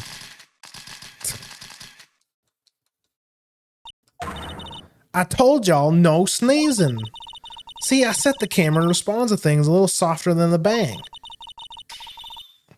It triggered on one of Von Karma's finger snaps now. Oh, I'm sorry. Yeah, well, sorry's nice, but when's my film? Nick, pay the lady. Sob. I learned something in today's trial, that's for sure. Testifying is serious business. That's why I decided not to talk about the case anymore. Huh? Whoa, didn't you say you had information about the case? Tell us that at least. Like I said, I'll trade it for the dirt on Gourdy. What are you going to do if Gourdy doesn't exist? I'll quit being an investigative photographer. What? After all, I only have one photo to my name so far.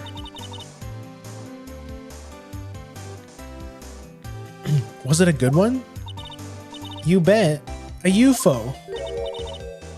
A UFO? Anyway, if I can't get a career making photo this time around, then that's it. I'll quit and go back to school. Huh? So you really are a university student? Yeah, well, I'm taking a bit of a break. Right.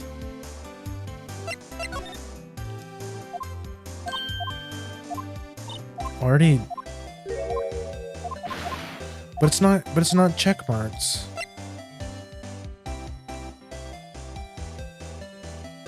I mean, we have this.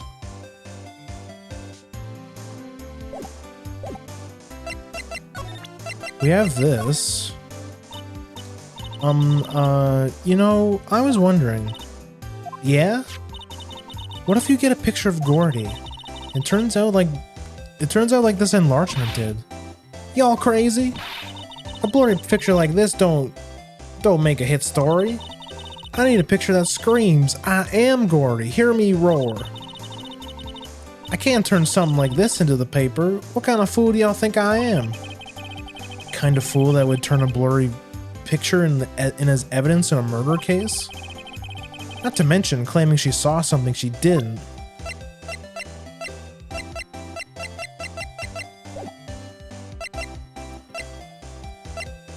So that's not it. We have to find something else.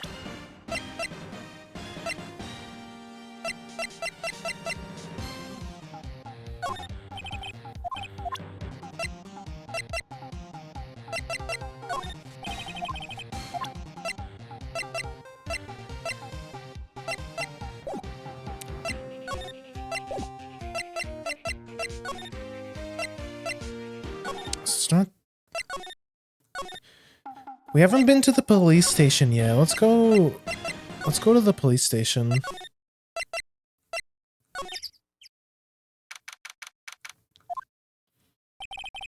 Hey there, pal. What's up? You look out of sorts. Wait, you didn't go and do something that's gonna hurt poor Edgeworth's case. What do you mean again? Whatever, have a seat, pal. I'm here for you if you need anything. Besides money, that is. How's the investigation proceeding? It's not really. We have nothing meeting. We have another meeting coming up. We're supposed to talk about Mr. Edgeworth's motive. His motive? See, Mr. Edgeworth's father's died in the DL6 incident. The guy who got the lone suspect declared innocent was the victim in the case. Robert Hammond. They're saying that's why Mr. Edgeworth shot him. And Mr. Edgeworth never talks about his past. I bet they'll drag that out and him with it in the court tomorrow. Poor Mr. Edgeworth. I gotta admit, it doesn't look good, pal.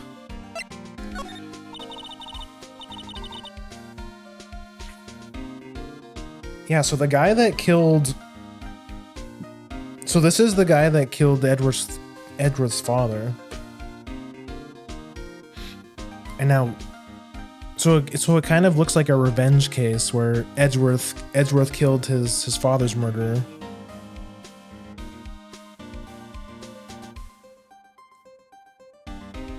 So yeah, it really doesn't look that good, huh? Say, Detective Gumshoe, do you know Gourdy? The monster down in Gourd Lake? Not personally, no. Well, we're looking for it. Huh? Are you out of your minds? You got time to go wild monster hunting? How about doing a little questioning for me then? Oh. Detective Gumshoe is scaring me, Nick.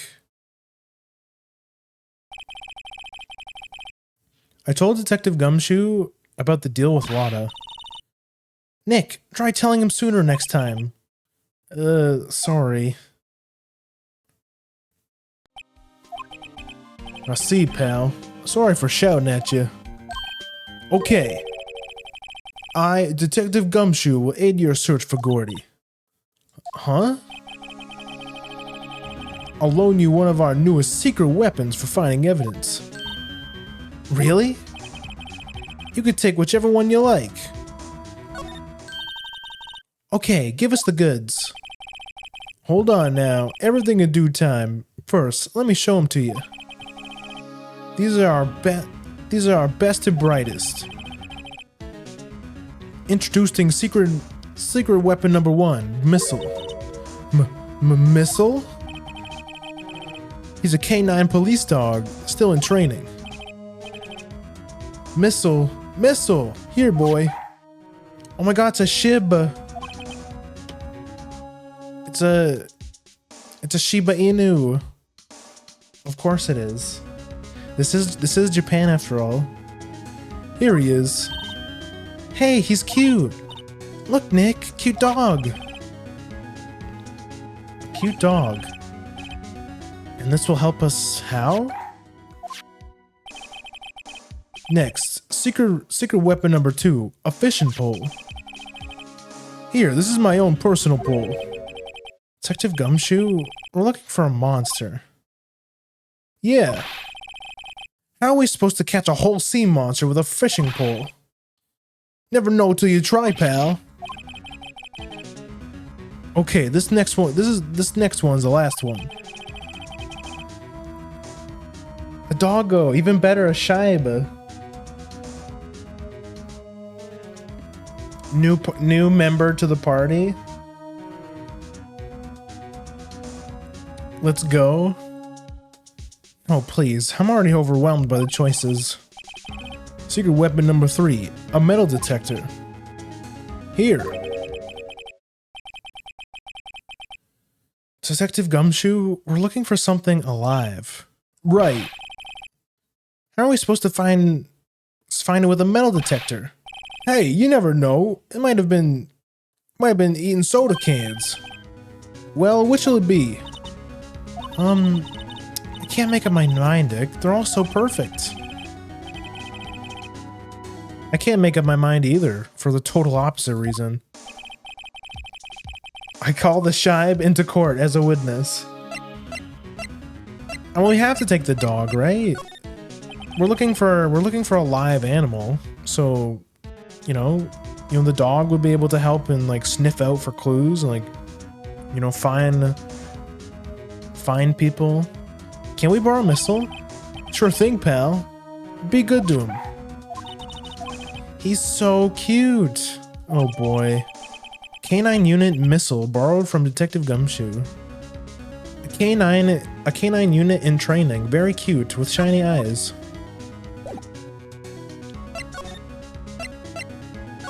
Let's have him sniff around. Hey Nick. Missile's been acting strangely. Missile? Oh right. That little creature of the detectives.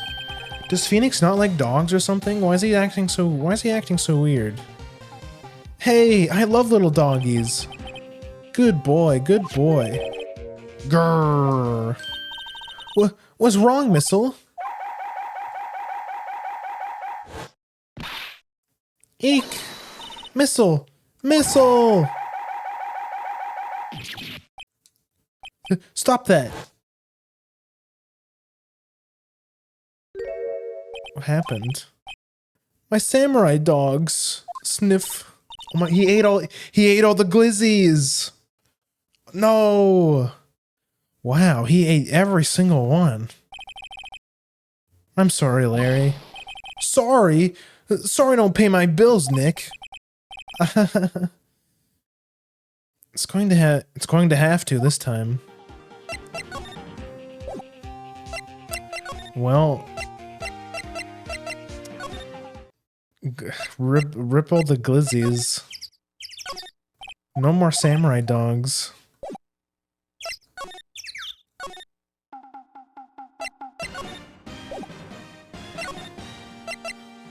What about over here?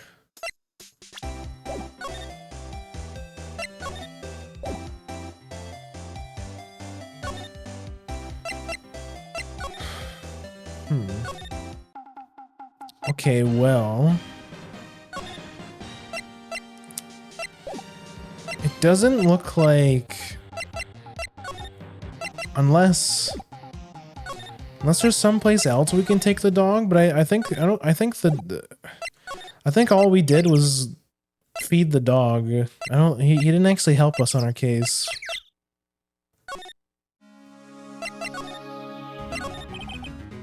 Can we borrow one of the other things? Yeah, sure, pal. But I have to take back the last one I lent you. Department policy. Let's take the metal detector. Remember, you're hunting a monster. Anything is possible. Anything. Because the metal detector might help us find a clue.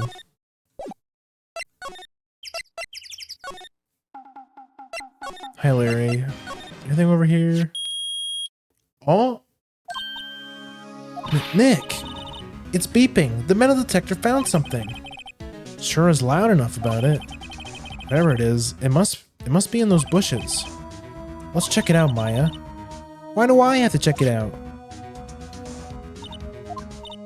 Nick, look! Huh? An air tank? Huh, the valve's been broken. I thought it was Gourdy. Maya, first of all, why would Gourdy be in the bushes? And second of all, why would the metal detector react to a sea monster? Oh. Huh? Something wrapped around the tank. It looks like a string of flags? Well, we might as well take it with us now that we found it. It's heavy. Air tank of dubious value retrieved. Wait, this is the air compressor, right? If we show it to Larry. What? An air tank? What about it? Larry, I wanted to ask you about this. Is it yours? Say, is this air tank yours? Why would I have a thing like that? Look, see how there's a string of flags around the tank valve? It's just like the string of flags around your steel samurai there. Must be a coincidence. There's strings of flags everywhere these days. Like elementary schools and used car dealerships.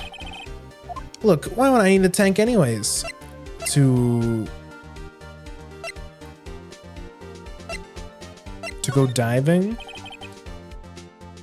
You used this to go diving in the lake, didn't you? What? Why the heck would I go diving in the lake? Wait, you're not saying I had something to do with the murder? No, not at all. Just, hey, you watch it, buddy. I'm not saying anything until my lawyer gets here. Larry, Nick is your lawyer. Well, Larry, she's right. Anyway, I never seen that air tank, okay? Yeah, right. Larry's hiding something, I can tell.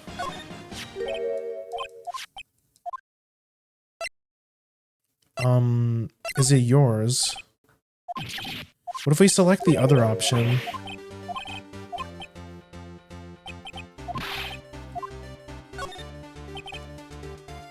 Used it to inflate that, didn't you? Inflate what? What else? That big puffy steel samurai. No, why would you go asking me a question like that? Looks like I hit the nail on the head. Right. Actually, see, the compressor I always use here was on the fritz. So I tried using the tank to inflate it just once. And, it didn't go well. As I suspected. Ask more about the tank. It didn't go so well? Yeah. Do you think you could be a bit more specific? Come on. Look, it's embarrassing. I really don't want to talk about it. Tell us. Fine. Whatever. It's like what I said, the compressor was busted. So I took the tank and tried to fill the steel samurai up with that. And then... Oh! That could have been the other sound. The valve busted open and made an incredible noise. And that tank there shot off like a rocket. And it took my poor deflated steel samurai with it. What? Off to the gourd lake? It sure scared me out of my gourd, that's for sure. Oh. So that could have been the other sound that they heard. It could have been the air compressor. So the tank and the steel samurai you were trying to fill up flew away? What happened next? Well, all that happened on the 20th or so. The 20th? A week ago? Now, as far as I could see, the tank went flying out into the lake. So I went out every night So I went out every night in a boat looking for it. I mean, Kianse gave me all that steel samurai. Gave me that steel samurai after all. And when did you find it? Just the night before the last. It flew way out there. It took me 4 whole days to find it. The night before last. It was the night of the murder. Sorry for not telling you, Nick. Oh, okay. So we have another person. We have another person out on the water on the night of the murder. Actually, I was here on the night of the murder. But you see, I went home before midnight. So you didn't know what happened? No. That's too bad. It's not all bad. We've solved one mystery at least. A mystery? Maybe we should go tell her. Where's my glorious king, Miles Edgeworth, at? We'll see him. We're gonna see him soon, because in this case, case number 4, Mr. Edgeworth is the prime suspect. He's been accused of murder. He's in a holding cell waiting to be proven innocent. Yeah. Yep. He's on thin ice.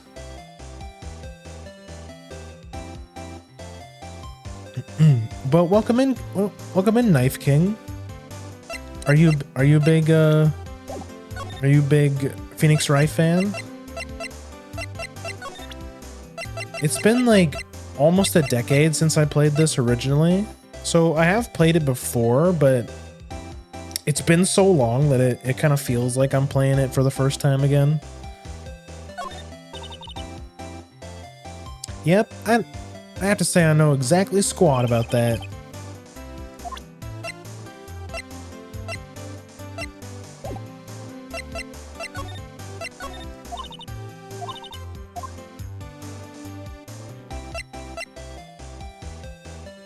Y'all got the scoop? We found him. What? I haven't seen any monsters yet. Y'all, for real? Gourdy really exists? Wait, I need proof. You get a photo?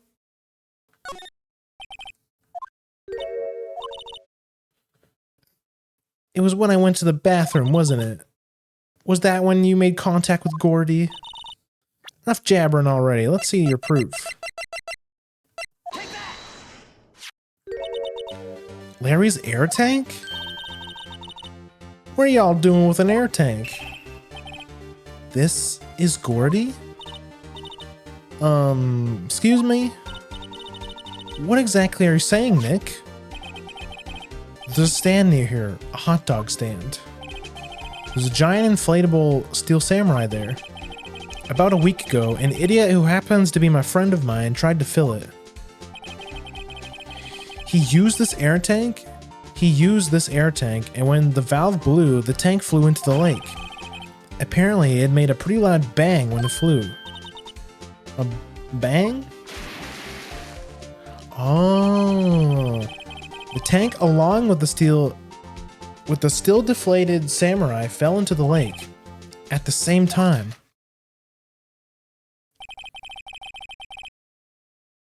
A couple was taking a photograph of the lake. This photo. Wait. So you're saying that Gourdy is really the Steel Samurai? Well, that's a fine way to ruin a gal's dreams. I'm sorry, Lotta. Nah, it's okay. You win. I'll give you your info like I promised. Poor Lotta. So tell us this information you have. Promise is a promise, I guess. I overheard the cops around here saying something about the witness tomorrow. They said he's the caretaker of the boat rental place up the path there. Boat rental? There's someone there? I mean, it looks deserted. Just an old guy, living all by himself. Y'all should go check it out. Thanks, Lotta, we will. Let's get cracking, Nick. Hold on. Something else? Yeah, the night of the murder. My camera clicked twice, you know. So you have another photo? Well, yeah, but there's nothing in it at all. Just the lake. I figured it wouldn't be much as evidence, so I kept it to myself. Well, that might not be helpful at all, but here, take it. There's an empty lake taken automatically at 11:50, so that's like 10 minutes before the murder. Bye now, y'all take care. Time for me to pack up and leave. Poor Lotta. It's all Larry's fault. The legend still lives on, I guess. Legend? Yeah, the legend of Larry. Familiar to all who know him for any length of time. When something smells, it's usually the butts. Someone should whip that butts into shape. Well, so let me see. Hold on. So this was taken at 11:50, and this was taken so 25 minutes afterwards. I feel like that's probably going to be important.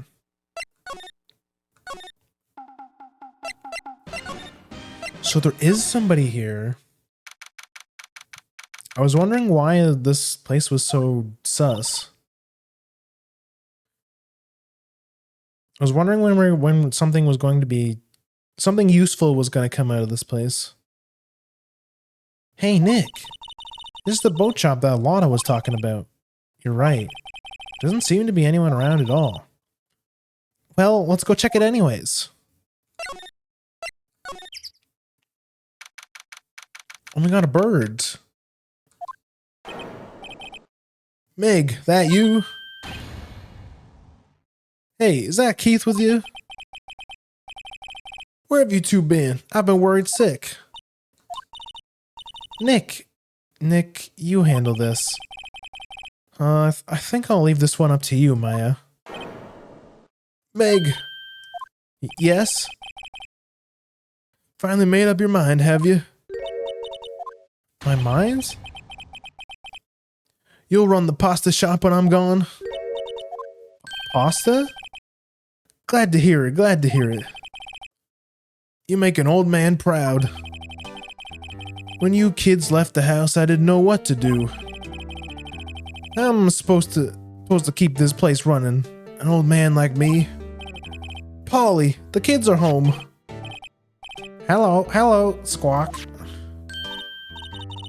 Nick, what was that? Parrot, the one on that perch.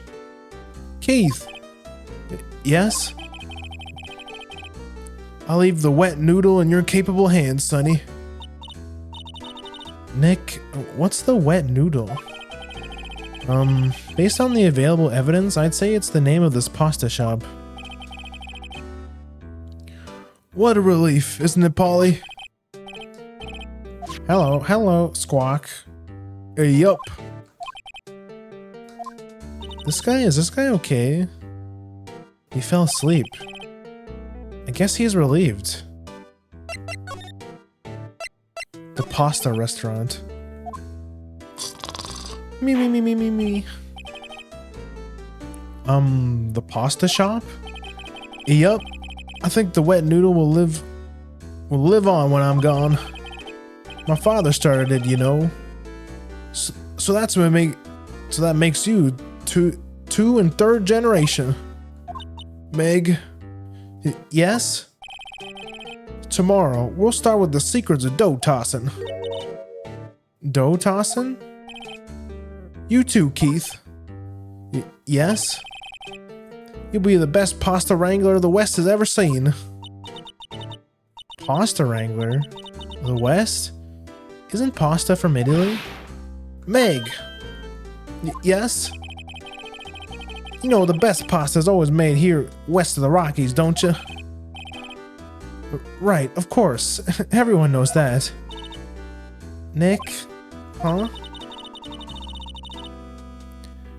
How long do we have to keep up with this all in the family charade? This old man must know something about the murder. We're not leaving until we find out what it is.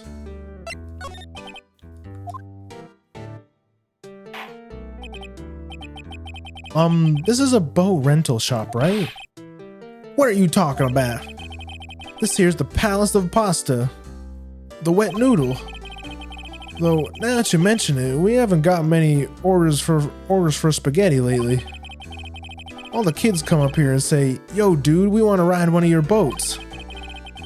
That's why I keep them boats out there. Youngsters these days, darned if I understand them. I'm pretty confused myself. Nick, this isn't going anywhere. But this old man is the witness tomorrow, right? We've got to find a way to get some information out of him.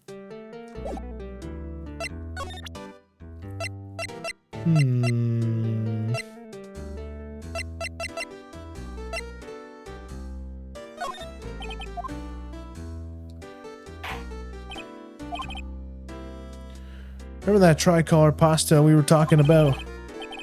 Or rainbowini? I figured that last color we should use. Indigo blue. Indigo blue? That doesn't seem to work the way I thought it might.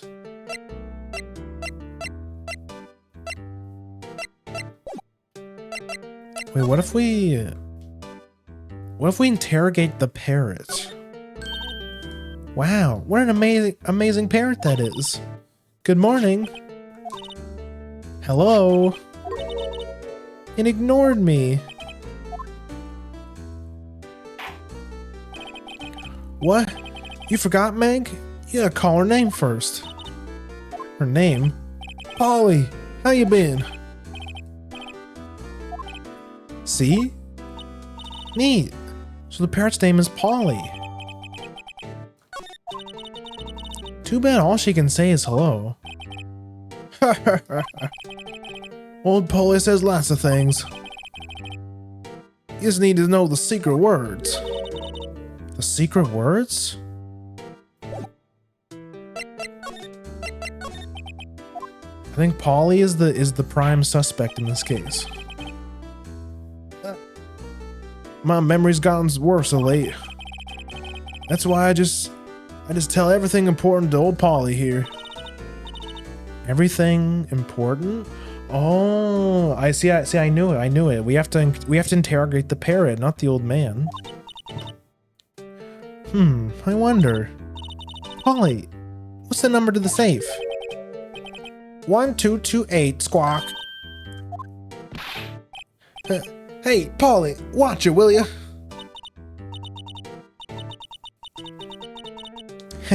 See, Nick? All it takes is a little clever thinking. And a criminal mind. Quick, Nick, write down the number. Hey, don't get me involved in your little heist schemes. Mind if I just wait, where is the safe? Oh, it's right here. Look, a little safe. It's locked.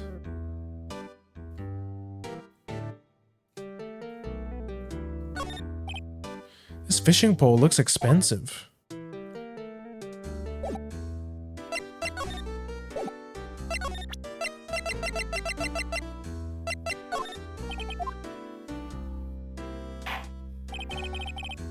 Suspect? So Polly killed the victim? Look, we don't know who the killer is yet, so who is to say that...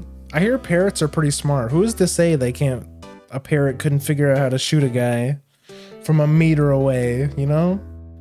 Anything's possible. It's Phoenix Wright. We've seen some crazy stuff happen so far. Now listen here, Keith. Oh wait, you already said that.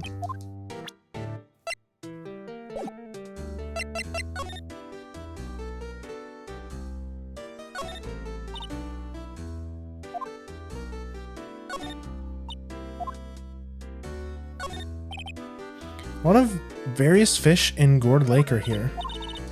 Something's funny, Nick. All these fish are saltwater fish.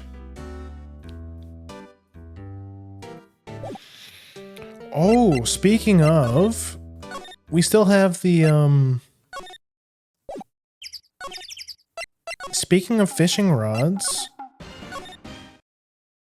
let's go get the fishing rod from Detective Gumshoe.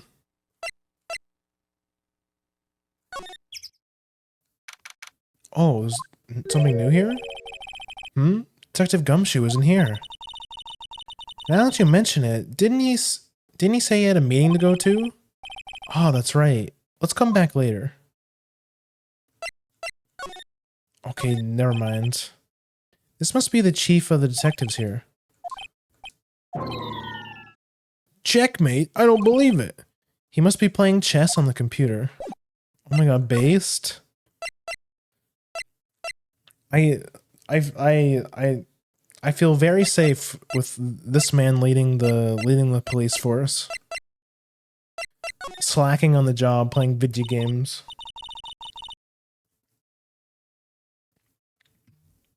Ah, fresh air. I gotta say, freedom feels great. Behave yourself in court tomorrow, okay? Hehehe. Misbehaving's much more fun. It's not going to be much fun when Edgeworth refuses to pay your bail again. Right. I'll behave. Oh dear. Any ideas? I think I'd like more time to think.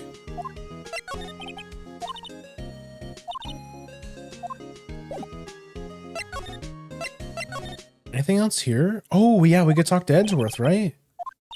Looks like, oh never mind. Looks like Edgeworth is in for questioning. Let's come back later. Okay, sorry, Knife King, no Edgeworth. What about this? Why is this an option? Apparently Mr. Grossberg is on vacation today. Well, I guess I can come back tomorrow if I need anything.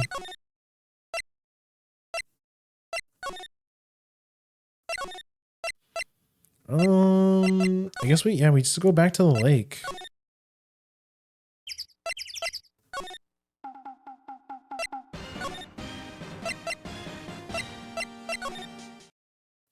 Lotta's not here. So it has to be something with the old man. My thought was, the fishing rod in the old man's house kind of made me think that, reminded me that there was a third option. Because Detective Gumshoe had 3 items for us. He had the dog, which proved to do nothing. The metal detector helped us. But then the fishing rod was the third option, which I guess, since Detective Gumshoe isn't there, I assume the fishing rod was also a blank.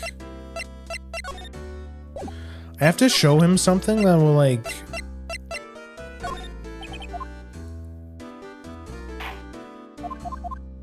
he's not.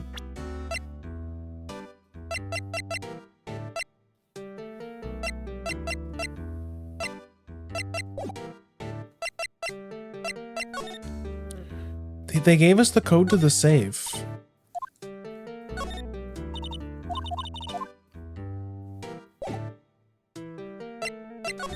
Can I talk to the bird again? Polly Squawk. Hee hee, cute. Maya's found a new friend.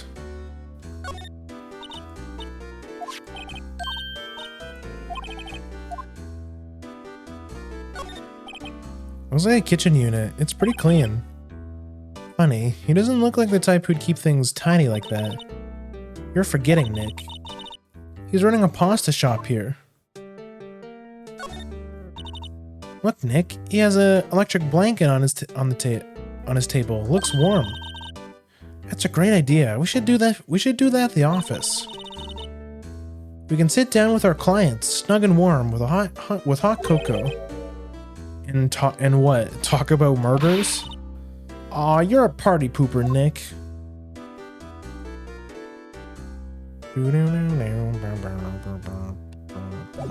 I have to show him something.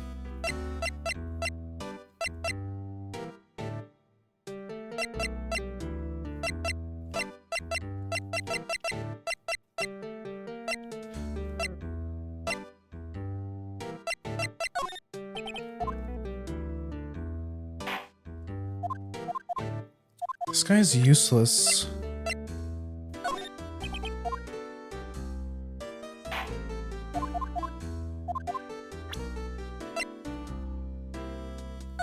Second photo?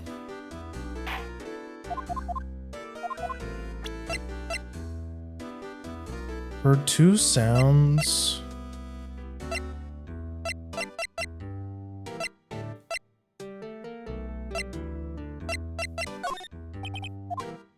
No, I'm missing something.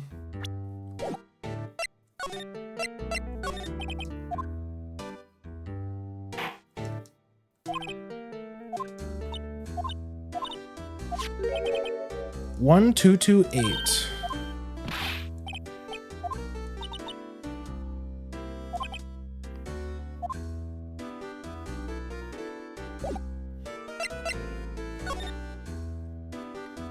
So we have the code to the little safe. It's locked, but we know the code. I'm so confused.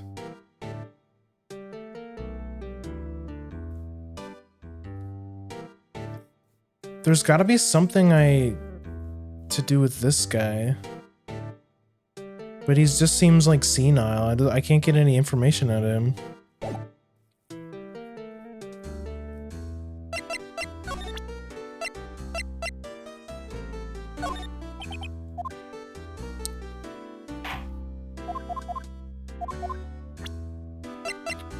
There has to be... I don't know.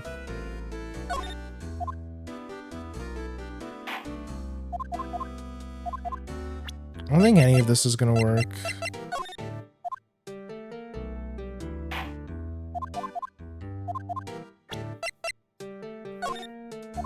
Overhead of the lake? I'm just gonna try everything so we can rule it out. Gun?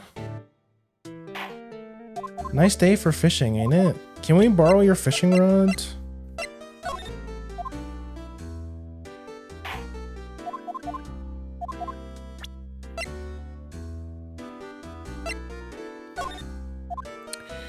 So we have to show the bird to somebody, I think.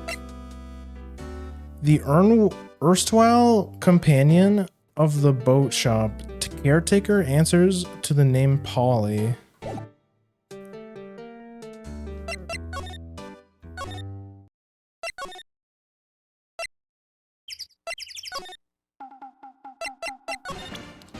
Do you know anything about birds?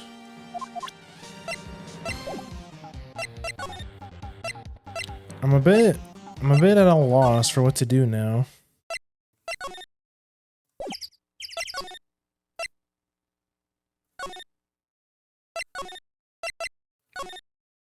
Detective Gumshoe is gone. So it has to be something with this old guy.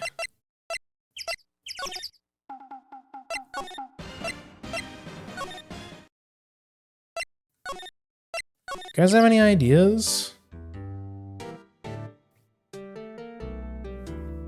I've already presented him the bird. Wait, what if I show him my attorney badge? Oh! Oh, this is it! That's a lawyer's badge? Yes, it is. I don't believe it. This old guy is the first person to recognize my badge. I get it. Huh? Yup. I got you figured out now. You're not Keith. Nick. That's your chance to clear things up. Sir. No, I'm not Keith. And I'm not Meg either. We're investigating a murder that took place on this lake on the other night. Please help us. A lawyer, huh? Please, mister. Alright, I'll help. But on one condition. What's that? When this case is over and done, you'll run the wet noodle. Promise to run the wet noodle. Okay, we promise. Nick, are you sure about this? Hey, anything to get this case solved. Also, who wouldn't want to eat Phoenix noodles? I guess so.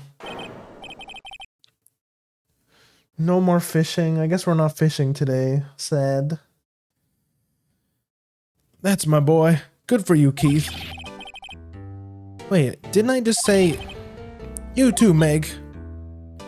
Yes? You bring a tear to an old man's eye, you know. Now, what was I want to know? Speak up, Polly.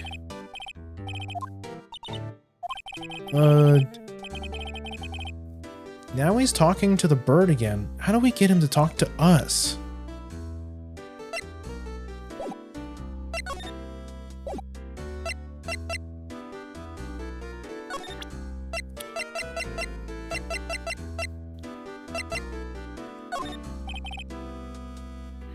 Polly here is my only friend in the world.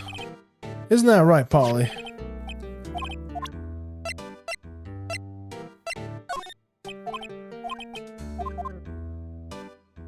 Oh my god, can you please not play the animation every time?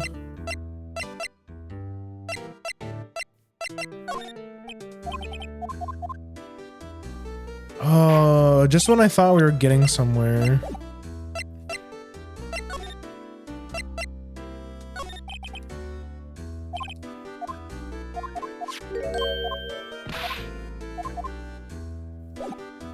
What if we check the safe now?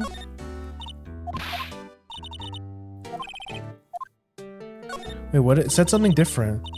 Look, a little safe. Now don't you go open people's safes without permission, Meg. Maybe later.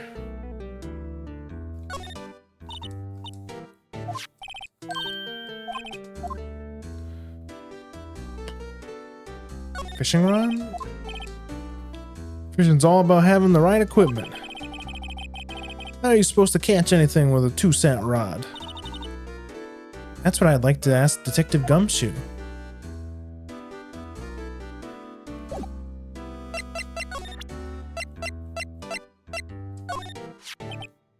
You know about Gourdy? Nope.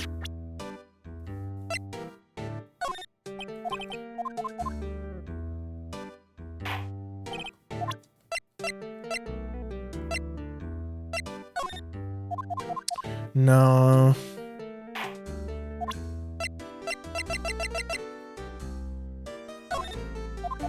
No. Okay, so it's so that did nothing. I think I'll hold on to it if you don't mind. Okay, that's not.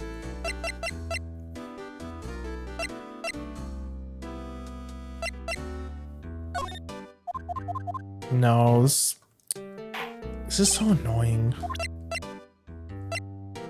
Second lake photo. Okay, I'm leaving.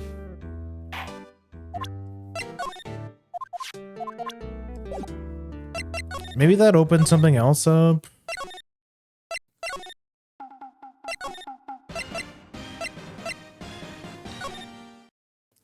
Is Detective Gumshoe back yet?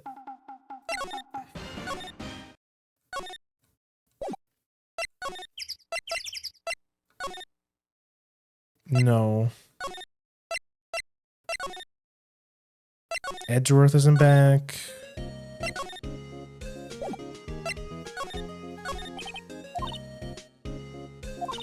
I think I'll let you decide what we should do.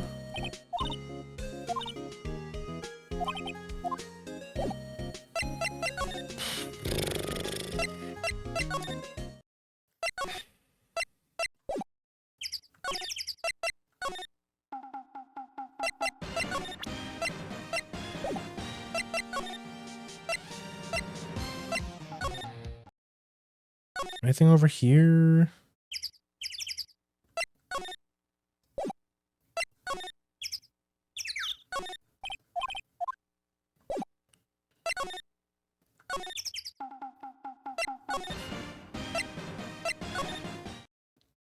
I think it's just a matter of like showing him the right thing. So he knows.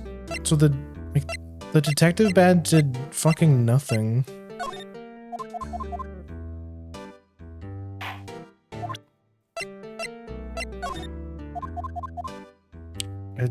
I don't know what to do.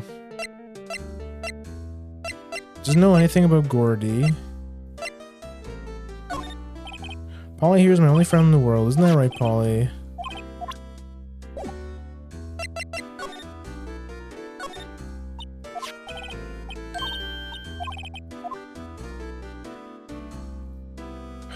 I got no clue. What did he say when I presented my badge? You won't be needing that badge to run a pasta shop. Toss it.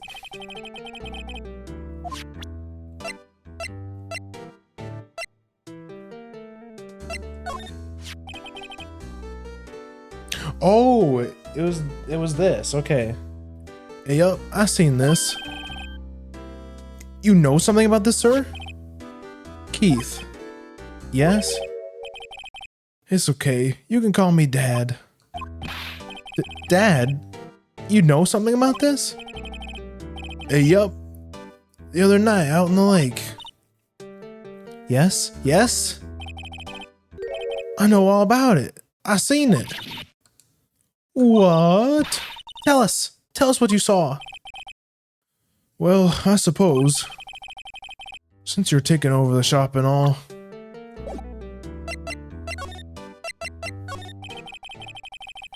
I forget the time, but it was pretty dark outside. Probably night. Yup. It was after midnight. But okay. Then I heard this bang, so I looked outside. When I heard another one, bang.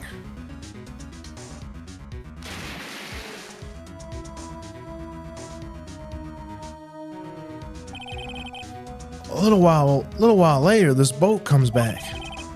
The young man walked by my window here. He was muttering something to himself. Yup. What did he say? Yup. I forgot. I'll remember tomorrow by court time, promise. I need to know earlier than that. You know what? Little Terry was just here. Terry? Hey, yup, that kid next door. You always used to make him cry, remember? He was wearing this tattered old coat. Got himself some whiskers growing on his face. I must be talking about Detective Gumshoe. He comes up and tells me I'll come down to court tomorrow.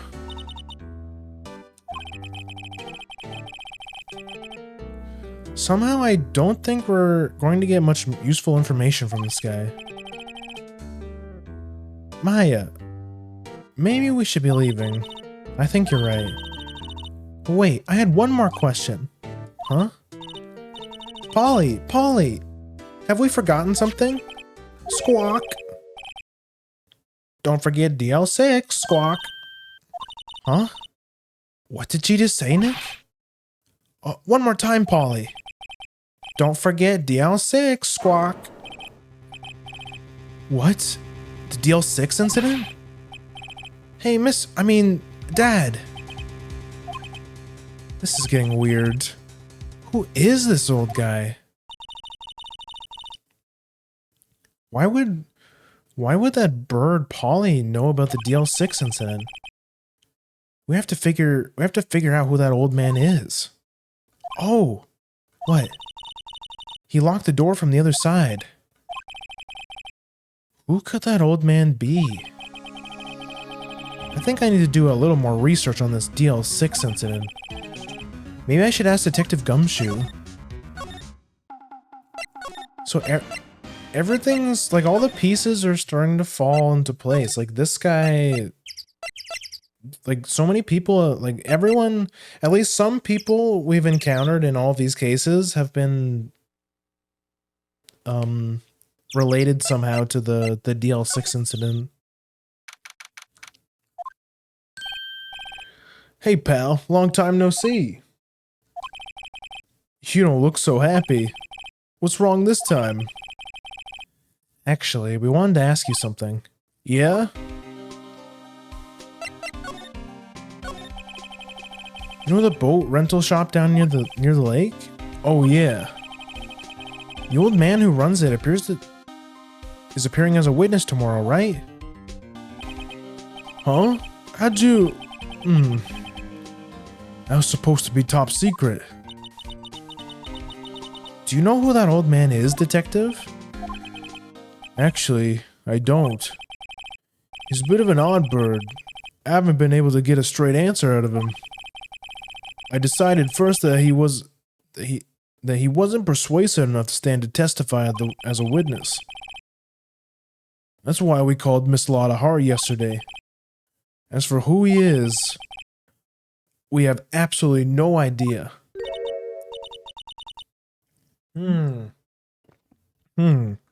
Sounds suspicious. Detective Gumshoe, please help us. Huh? We need to know about the DL6 incident. That was when Edgeworth fathers died. I can't help but think that it has something to do with the current case. To tell the truth, I don't know much about DL6 either. Mr. Edgeworth forbade us from reading the file. So, I'm afraid I can't show you.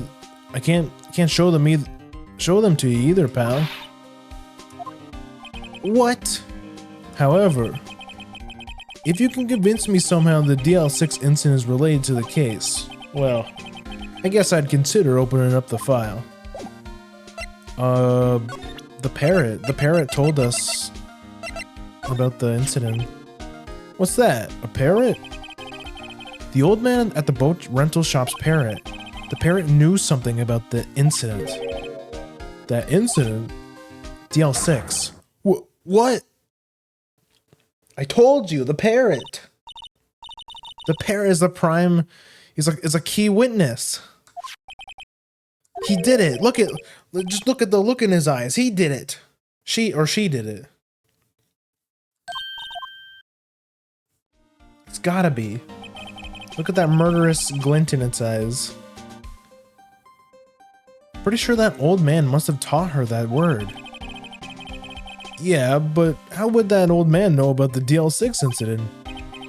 Wait, what if that old man was connected to DL6? Nick, you think he might be... I get you. Sounds like you need information on the DL6 incident. Through here's the station's record room. I'll give you special permission to go in and find what you need. Alright, way to go, Detective Gumshoe. Okay, Nick, to the records room. Guess it's time we face Edgeworth's past. Ooh, it's getting juicy, though. Wow. It's amazingly dusty. 10 years of files and 10 years of dust, I guess. Let's find that DL6 stuff, quick. 15 years ago, both me and Edgeworth were 9 years old. We were almost through with 4th grade when he suddenly transferred. Because of DL6? Nick, I found out where the file is. Oh, thanks. Just let me know what you want to know about the DL6 incident. I'll go get the right file. Well, first I have to get a handle on the main facts, like a summary. Right. Summary. Found it. Here you go. December 28th, 2001. It's exactly 15 years ago from the day after tomorrow. So in 2 days, the case is closed. The incident took place in the elevator of the district courthouse. What? Is this the same district courthouse that we're holding the trial now? Looks like it. There's a large earthquake at 2 p.m. that day. Part of the court building collapsed and all of the lights went out. Oh, so that's why Edgeworth is traumatized by earthquakes. Wow, that was some earthquake. At the time, 3 people were trapped in the elevator. It took 5 hours for them to be rescued. 5 hours. That would be so scary like that. In the dark? There was a lack of oxygen in the elevator, and the survivors were unconscious. The survivors? One of the three in the elevator had been shot to the heart. That was Mr. Edgeworth's father, wasn't it? He said that his father was shot before his very eyes. So Miles Edgeworth was one of the passengers in the elevator. Do you have data on the victim, Edgeworth's father? Yeah, hold on. Victim. Here, found it. Gregory Edgeworth, 35, defense attorney. If he were still alive, he'd be 50. He had lost that day's case in court and got in the elevator with his son, Miles. Miles Edgeworth, of course. So he was in the elevator with his father. From the angle of the bullet and the other evidence, it could not have been a suicide. The murder weapon, a pistol, was found in the elevator. The pistol had been fired 2 times. Just like this course. So it's like history is repeating itself. Where have I heard that before? It sounds just like this current case. What's going on here?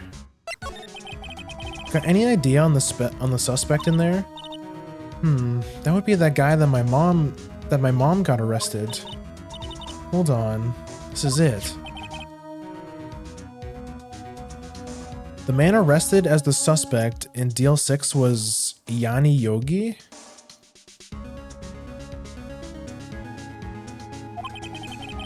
He was a clerk in the court, apparently. So he must have been in the 3rd person in the elevator. Well, then he had to have done it. But he was found innocent, thanks to his defense lawyer, Robert Hammond. So yeah, so the guy who got killed in this case is the guy who defended the murderer.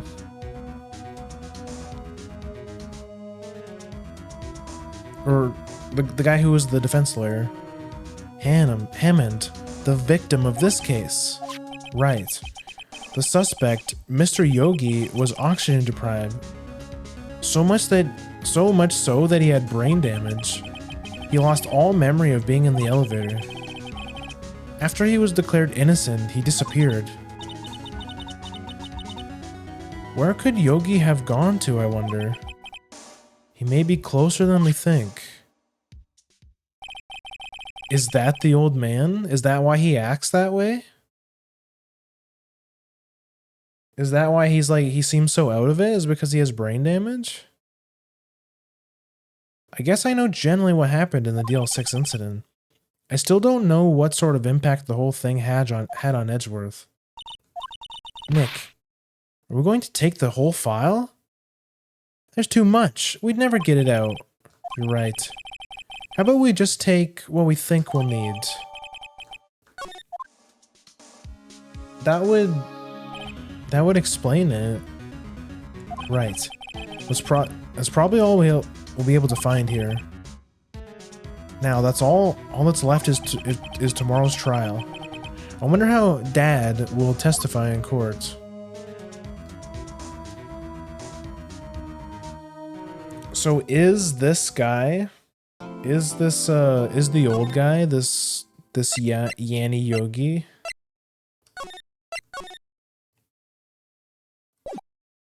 That would, you know, that would explain why he's connected to the case. Court is now in session for the trial of Miles Edgeworth. The defense is ready, Your Honor. Very well. Apparently the prosecution is also ready. Who is the judge here, anyways? Mr. Von Karma, your opening statement. Very well. No opening statement, so... Not so fast, Judge. I was taking a meaningful pause before speaking. Right, of course. A prediction. Today's trial will end in 3 minutes from now. Order, order! Mr. Von Karma, what is the meaning of your statement just now?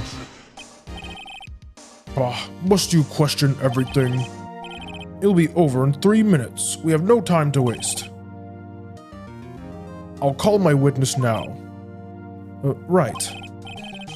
I call my witness, my decisive witness to the stand.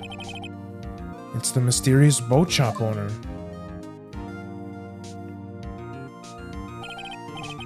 Witness, state your profession.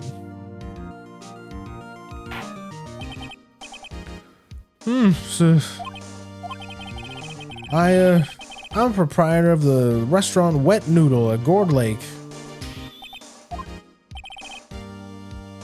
I also rent boats. The night of the incident, you were in the boat rental shop, correct? Yep, I was. Please testify. Wait a second. We still haven't heard from who this gold guy is. Wait a minute. The witness hasn't even stated his name yet. Because I did not ask him, Mr. Wright. Bah. I have predicted this trial will end in 3 minutes. Stop asking trivial questions and cooperate. Yeah, right. The witness will state his name.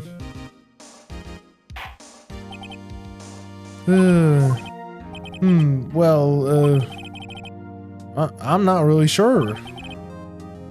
What do you mean? My memory. Your Honor, the witness does not remember anything beyond the last several years. Ergo, he cannot recall his own name. He can't recall his name, you say? Yes, but the incident in question took place 3 days ago.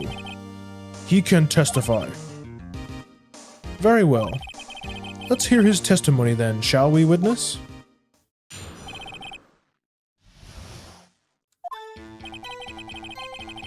It was the 9th and the 24th, just after midnight, yep. It was the restaurant where I rent boats as usual.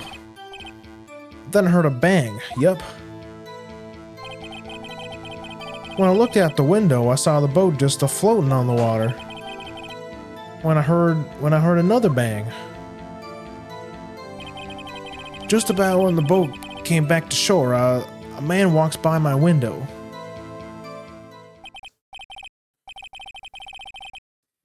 Very well. I'd like to begin the cross-examination. There's nothing to question in my witness testimony. Ergo, no need for a cross-examination. Besides, there are only 10 seconds left up before our 3 minutes are up. Judge, your verdict, now. Yes. Mr. Wright, cross-examine. What are you saying? Of course I'll cross-examine the witness. Very well, you may begin. Rah! Excuse me, Mr. Von Karma? 3 minutes just passed. I see. Well then, let's just take our time. You may cross-examine the witness. The night of the murder.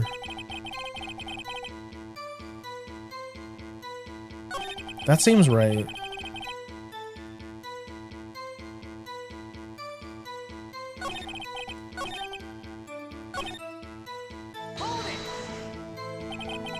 And where did the bang come from?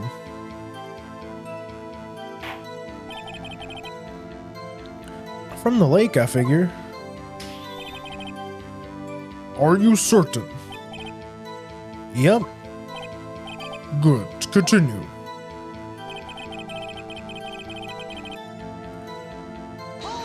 Saw the boat just afloating on the water. Was there someone in the boat? It was pretty far out there. I couldn't see clearly. But I figure there was 2 men out there, yeah. But you couldn't see them clearly? Yep. At the time, that is. At the time.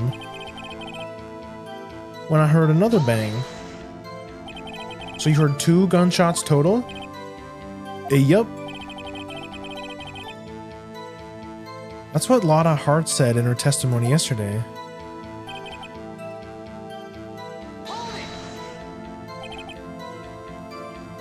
By your window? Yep, by my window. Right outside the window of my little shack. And could you see the man's face? Well, the fog was pretty darn thick, but he was right there in front of me. I saw him. This is a rather important detail. Please add it to your testimony. Tisk, tisk, tisk. I have a bad feeling about this. The man was the defendant. He was saying, I can't believe he's dead. Are you sure? Uh-oh. Dad!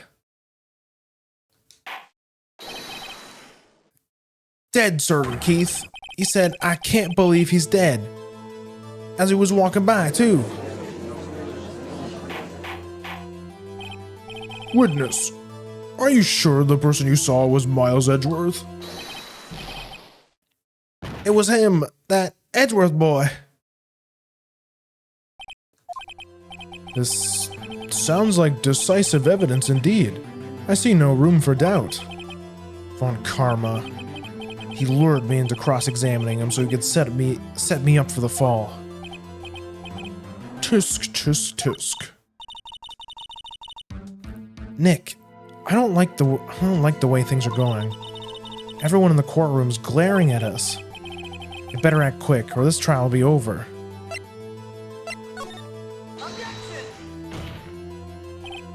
Your Honor, we proved in yesterday's trial that it could not have been Edgeworth who fired the gun.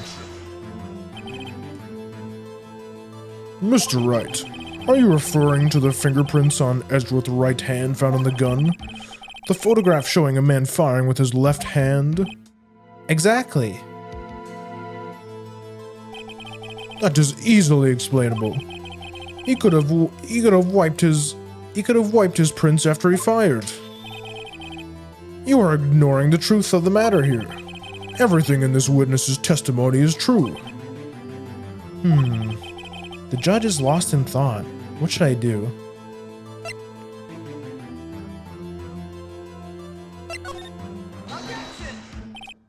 Your Honor, this witness claims that Edgeworth said I can't believe he's dead. But his word is all we have. If he were telling a lie... Mr. Wright, in a court of law, the evidence tells all. Apparently you have yet to realize even this basic fact. If you say this testimony is a lie, show us proof. Nick, do we have evidence? It's no good. There's nothing I can do. Are you sure? To be honest, I don't know what to do anymore. Please, can you hear me, sis? Please, we need your help. Nick needs you. Tisk, tisk, tisk. 3 minutes was perhaps too high of expectation. However, 15 minutes isn't bad. This must be a new record. Enough. The witness may leave the stand.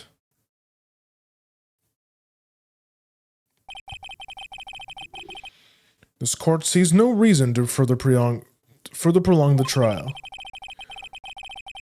Nor is there any need for the time to decide the case against the defendant. This case is extremely clear. I see no room for misinterpretations of the facts. What? No! This court finds the defendant, Mr. Miles Edgeworth,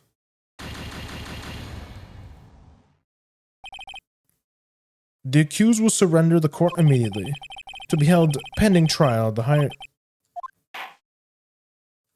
Wait, no, that can't be it. Wait! Who was that just now? What? It's Larry! Larry? What are you doing here? Listen, you gotta listen to me. I was there in the park the night of the murder. I wasn't sure about it until just yesterday, but today I remembered it. Remembered what? The gunshot. I heard it too.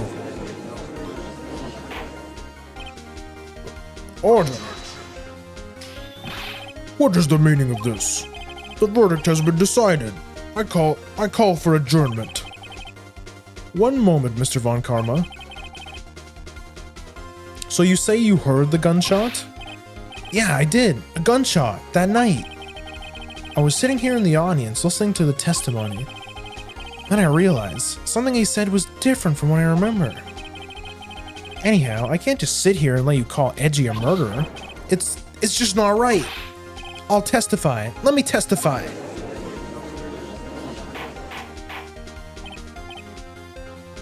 Order, order! Well, this is the first time something has happened like this in my court. I'm not quite sure how to proceed. Judge, you've already given your decision. The trial is over. Nick, this is it. Laura's given us a final chance at this. She's right. If only it wasn't Larry. You could make things even worse. Mr. Edgeworth was just declared guilty, Nick. It doesn't get any worse. You're right. Okay. Your Honor, if there is another witness, it is our duty to hear them speak. Right here, right now. A waste of time. The verdict cannot be overturned. Allow me to speak my opinion. In all court proceedings, it is our duty to prevent an inaccurate verdict. In order to make sure no mistake had been made, every witness should be heard. What is this? I withdraw my previous verdict of guilty. Let's go. Mr. Von Karma, I ordered you to call this new witness to testify. Now. What? The court will adjourn for a 5-minute recess. After that, we will hear this new witness. Court is adjourned. Let's go. Larry coming in clutch? That was too close. Sorry to keep you on the edge of your seat there, Edgeworth. I've seen worse. Yeah, right, Edgeworth. You're sweating bullets. I just wonder what Larry plans to say in there. Larry was at the lake that night. Yeah.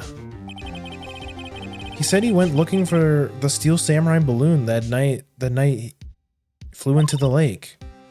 Oh, right. He found the balloon in the air tank that night, right? Yeah. Hey, Edgeworth. Huh? You say something right? Yeah, a lot of things. You seem out of it. What's wrong? It's nothing. Mr. Edgeworth? Something I've been meaning to ask you. What's that? Why are your fingerprints on the murder weapon? Oh.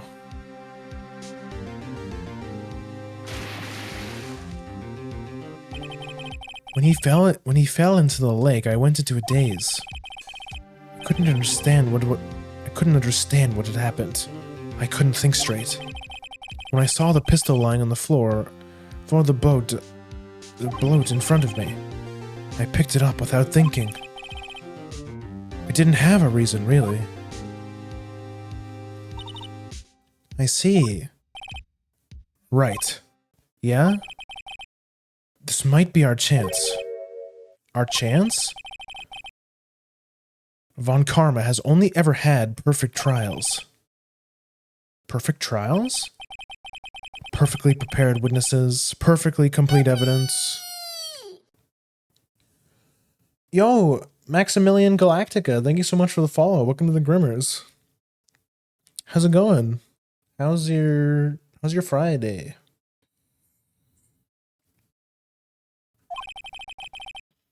That's the secret to his success.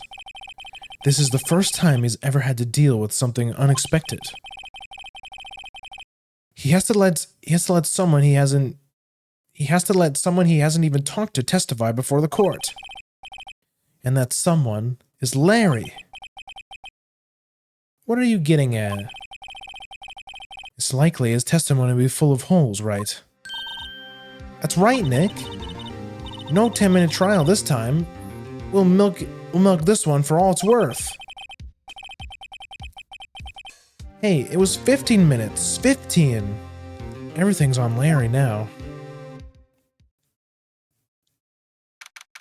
Let my gayness amaze you. I say that whenever I follow a new A streamer. Why does Maya give the colon? She's just devious pilled. But yeah, welcome in.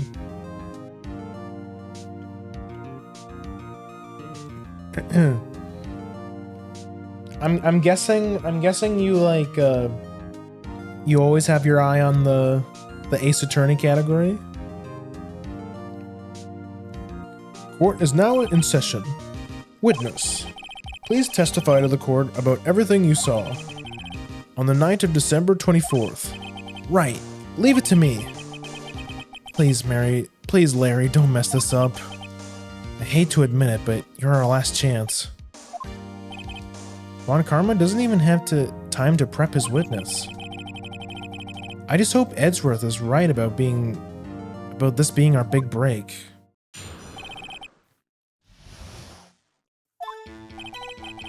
That night, I was out in the boat on the lake. I was looking for something, and I found it. So I quietly slipped the boat back in the rental shop dock. Then, just as I was thinking about going home, I heard a bang. I looked out over the lake, but I didn't see a boat. So after I heard that single gunshot, I went home.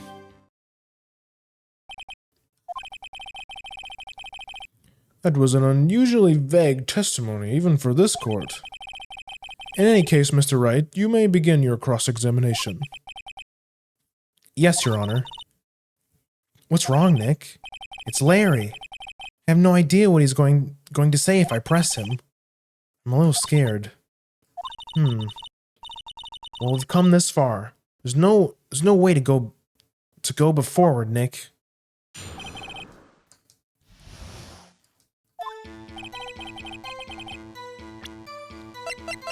So we know that the second bang, the first bang was him with the air compressor.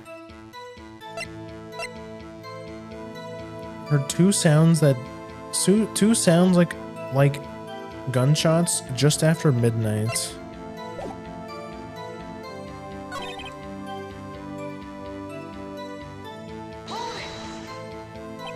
Looking for something? Yeah. Mr. Butts, what was it you were looking for? What the witness was searching for is irrelevant. Most likely he was hunting for this Gourdy. That's surprisingly close to the truth, in a sense. This is all irrelevant. Let's get it over with.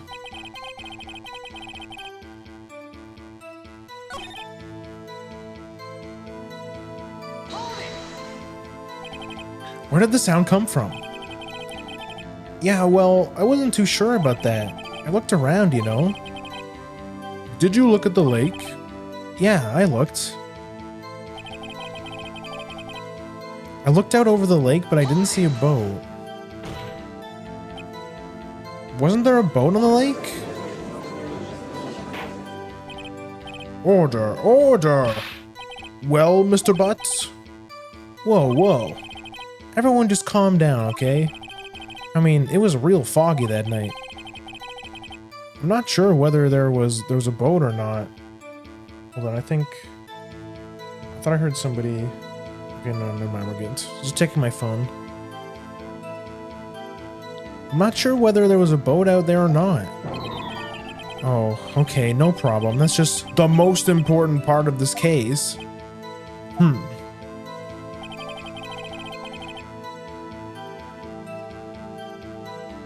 Wait, but there was 2 gunshots. So you only heard 1 bang, correct? Yeah.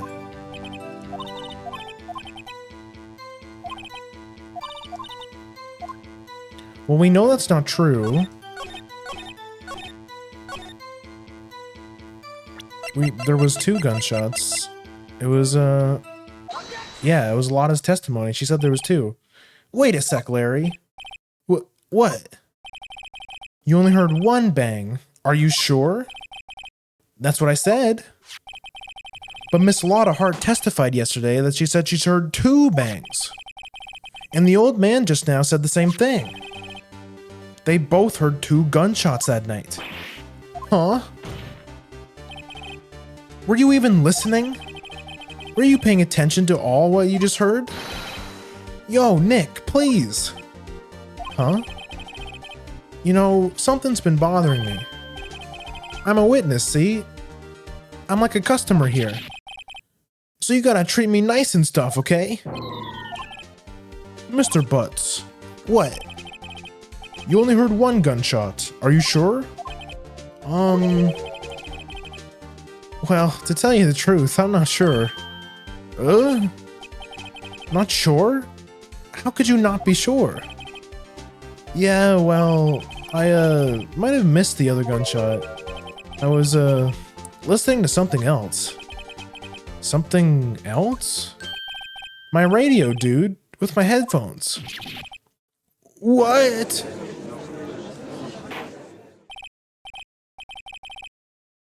Order, order, and stop that booing. Mr. Butts, you were listening to the radio with your headphones? Yeah, so what? That a crime? I listen to my radio. Everyone listens to the radio. What's the big deal? Mr. Von Karma, your opinion? Waste of time. I do not accept this witness, nor his shoddy testimony. Well, Mr. Wright, should he continue the testimony? Yeah, of course. Your Honor, please allow the witness to continue his testimony. Nothing is more pitiful than a lawyer who doesn't know when he's lost. Very well, Mr. Butts. Please give your testimony to be sure to include details like your radio.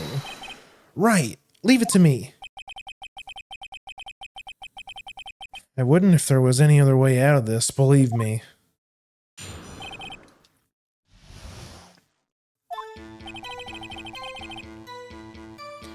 It's lonely being on Christmas Eve. That's why I was listening to an all-request show on the radio, see? I was listening to it real booming loud, like. But I'm sure I heard that gunshot.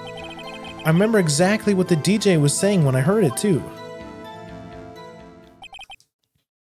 You were listening to your radio at high volume?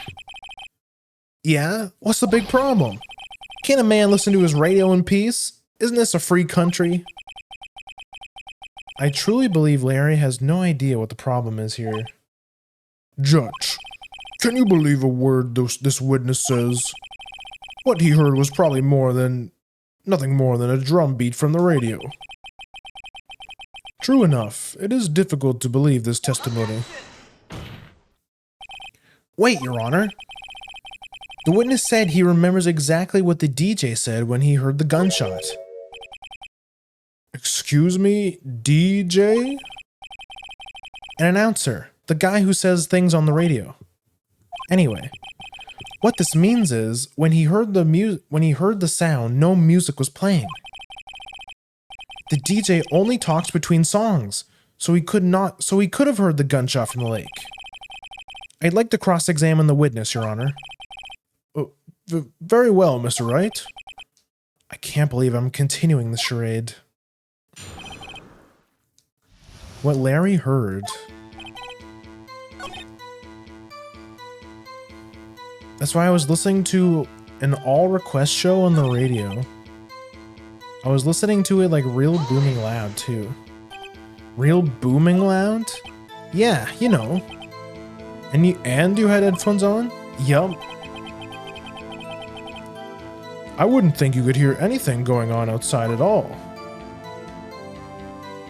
But I'm sure I heard that gunshot. Can you prove that? No, of course you can't. Nah, I can't prove it, but I remember the moment very clear. I mean, while I was talking about it, it came back real clear to me, you know? What did she say? Mr. Wright, please cease from these pointless questions. What possibly good could knowing what the radio DJ said do us? Indeed, Mr. Von Karma has a point. I'll allow the question only if you can see some reason why we should care. We should care. We should care, Your Honor. Of course we should. Why? Well, how do you know if you don't ask? Fine. Very well. Mr. Butts, please testify to the court. What was the radio announcer saying when he heard the gunshot? Just when she said, "Hey, it's almost Christmas," I heard the gunshot. Oh, yeah. So it's going to have something to do about the time. Are you sure? Of course I am. She had this real sexy voice. Maybe Von Karma was right. I'm not sure how to help this at all. This is the most ludicrous testimony I've ever heard. But there is one gleaming ray of hope here. I've got to press it until we get to the bottom of what happened.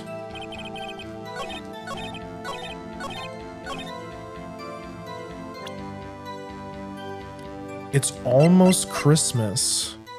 So that was Christmas.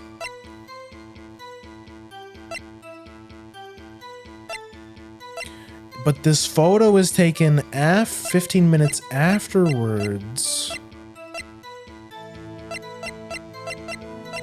I think it's the photo. Yeah, I knew it. Nice. Larry, are you absolutely sure what you're saying is correct? Huh? What's with that face? You look scary, dude. Hey, if you're trying to scare me, you better know I don't scare that easy. Is something the matter, Mr. Wright? Your Honor, did you hear what the witness just said? The DJ said, "Hey, it's almost Christmas," when he heard the gunshot. Indeed, and? Almost Christmas means it wasn't Christmas. Do you realize what this means? When he heard the gunshot, it was still Christmas Eve. That would seem to be the case, yes.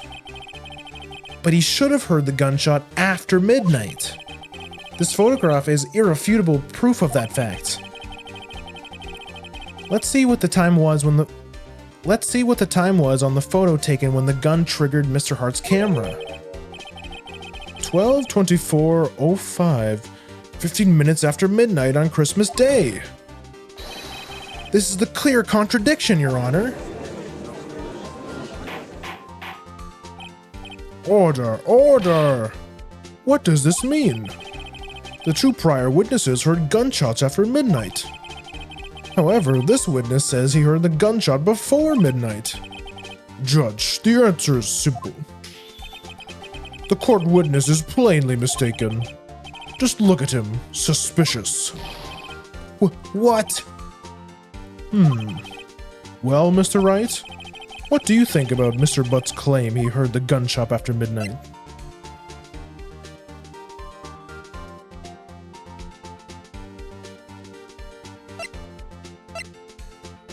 Larry's right. Larry's not mistaken, Your Honor. He heard the gunshot before midnight. Intriguing. I'm assuming you have evidence for this wild claim. Show me evidence that there was a gunshot before midnight.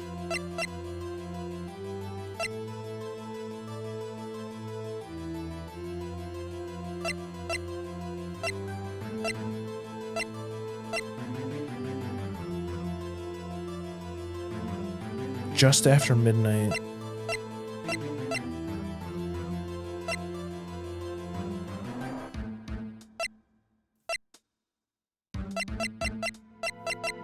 Could it be this?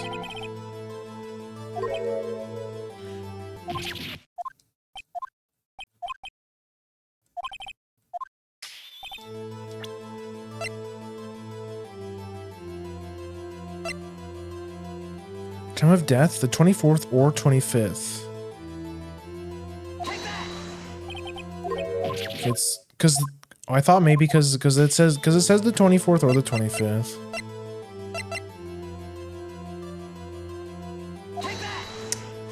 Oh yeah, because this one, the empty lake, it was before midnight. Look at this photograph. This was taken by our witness yesterday, Miss Lotta Hart, with her automatic camera. The timestamp on the photo reads December 24th, 11:50 p.m. Oh? But there's nothing on the lake in this picture. Your Honor, the real issue here is not why nothing is shown on the photograph. It is why this photograph exists at all. What do you mean? Your Honor, this photograph was taken by the automatic camera. That camera was set to go off in response to loud noises. Aha! Correct. There was a loud noise on the lake at 11:50 p.m. That is why this photograph was taken. In other words, when Larry heard the gunshot, it was almost definitely still Christmas Eve. Indeed, it would seem that is the case. Then, where does this leave us? Mr. Hart testified that she heard the gunshots after midnight. Are you claiming she was mistaken? Not at all, Your Honor. It is the fact that the camera also triggered at 15 minutes before midnight. Your Honor, that night there was 2 sets of gunshots with 25 minutes pause between them. Why would this be? Don't be fooled, Judge. That camera was set to respond to loud noises. Yes? There's no proof that the loud noise at 11:50 was a gunshot. Why, the witness could have sneezed, triggering the camera. Hey, my nose was clear that night, man. Come on. Well, Mr. Wright, there's no turning back now. Can you prove that the loud noise at 11:50 p.m. was indeed a gunshot? Please show the court evidence if you have any.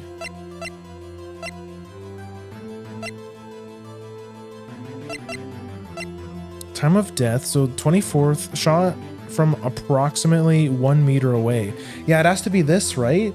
Because in the autopsy report, it says it has to be from a meter away.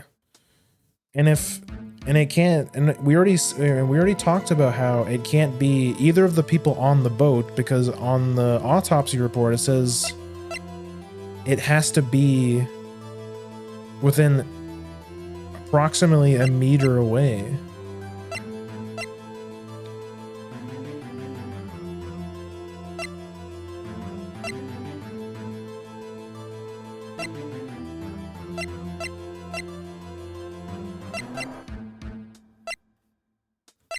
It has to be this, right? It has to be the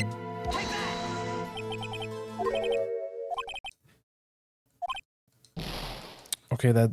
No, that's not it.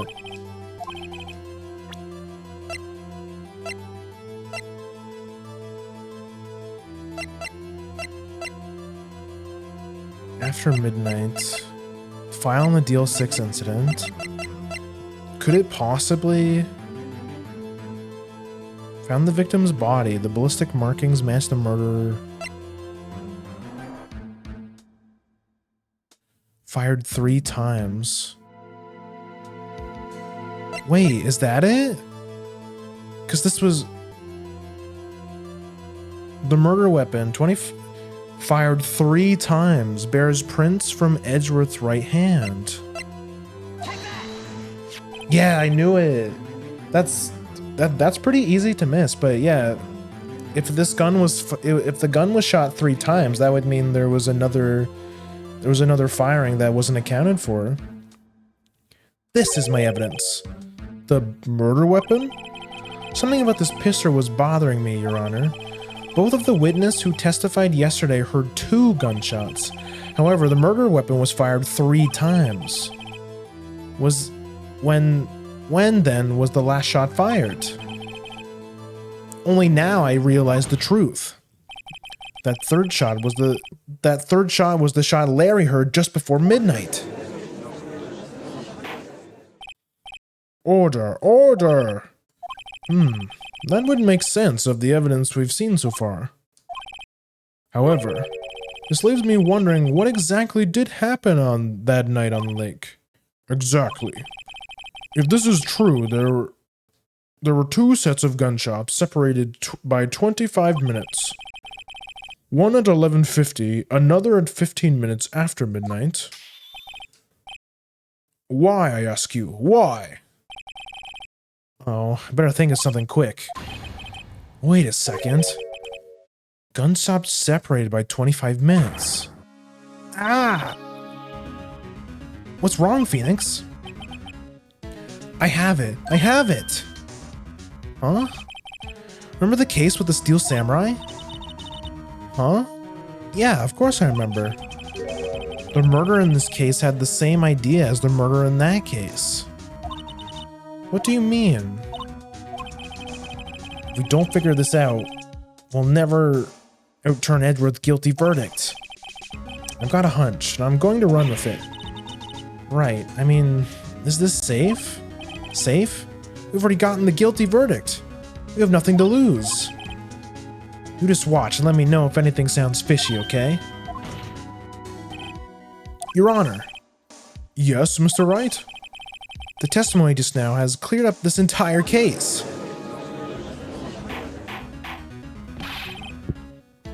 What do you mean, Mr. Wright? Tisk, tisk, tisk.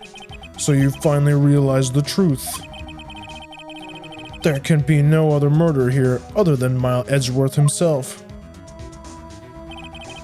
Wrong, Von Karma. A man was shot that night, but it wasn't Edgeworth. But it wasn't Edgeworth who did the shooting. Listen, rookie. Take a deep breath and consider the facts. At the time of the murder, 1 boat was on that lake. This was shown by the witness's photograph. The defendant, Edgeworth, and the victim, Robert Hammond, were on that boat.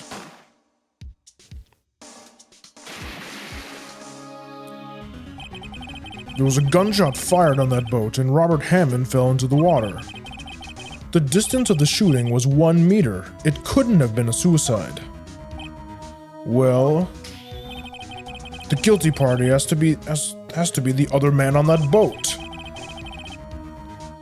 I admit, it is hard to imagine any other possibility. Yes, but this assumes that the victim was shot at 15 minutes after midnight. What do you mean by that, Mr. Wright? We have photographic evidence at the time of the shooting. The timestamp on the photo says 15.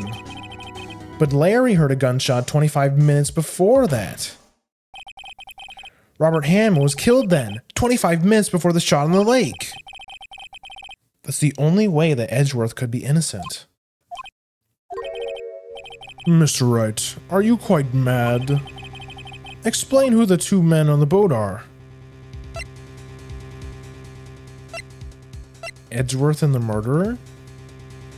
Edgeworth and Hammond.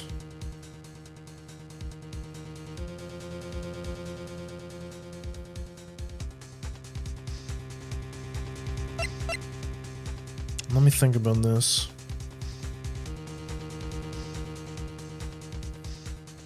It's the murderer and Hammond.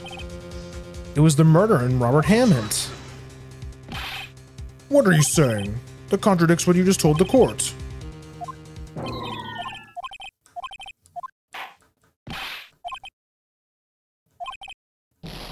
Okay, that was stupid.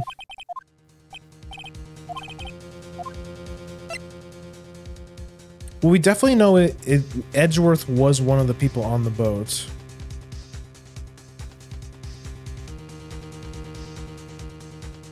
It was Edgeworth and Hammond. Miles Edgeworth and Robert Hammond.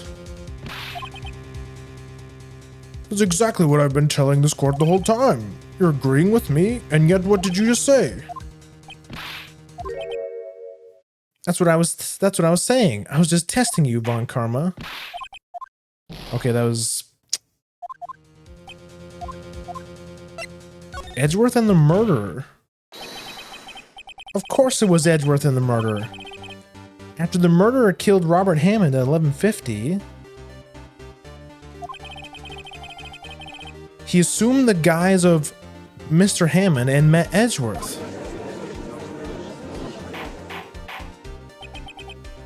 What? Are you serious? Yes, Edgeworth won't tell us why he went to the lake that night. However, I have a hunch. That night, Robert Hammond called Edgeworth to the lake. Now, Edgeworth didn't know Robert Hammond's face that well.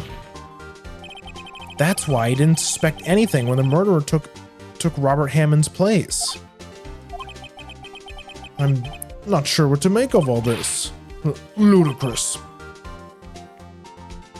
Mr. Wright, tell us the name of the murderer then. Or his name, it's... I don't know. Actually, I don't know the murderer's name. You don't know?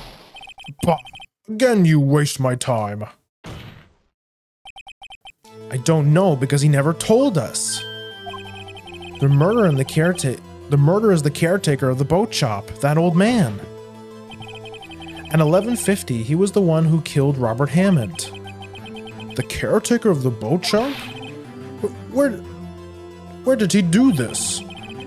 There weren't any boats on the lake then. Why would he have to go all the way out to the lake just to shoot someone? May I suggest that the real scene of the crime was not on the boat? Well then, where did the murder take place?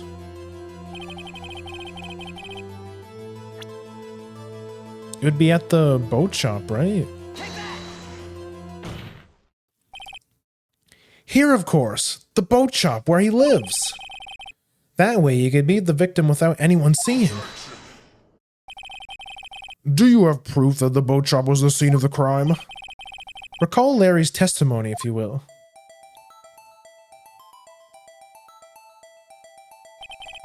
That night, he was out on the lake in a boat, searching for something. He finds it and returns on the boat. Then, just as he started to head for home, he hears a gunshot.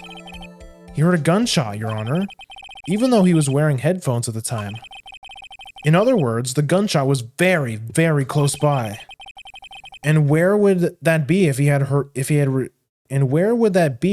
just returned on a boat? The boat shop.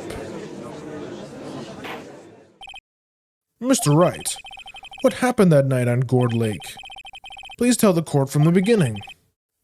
Yes, Your Honor. Nick, are you sure about this? Not really. But I think if I start at the very beginning, and I take it slow, I might be able to figure this out. That night, the caretaker on the boat shop called Robert Hammond to his shop.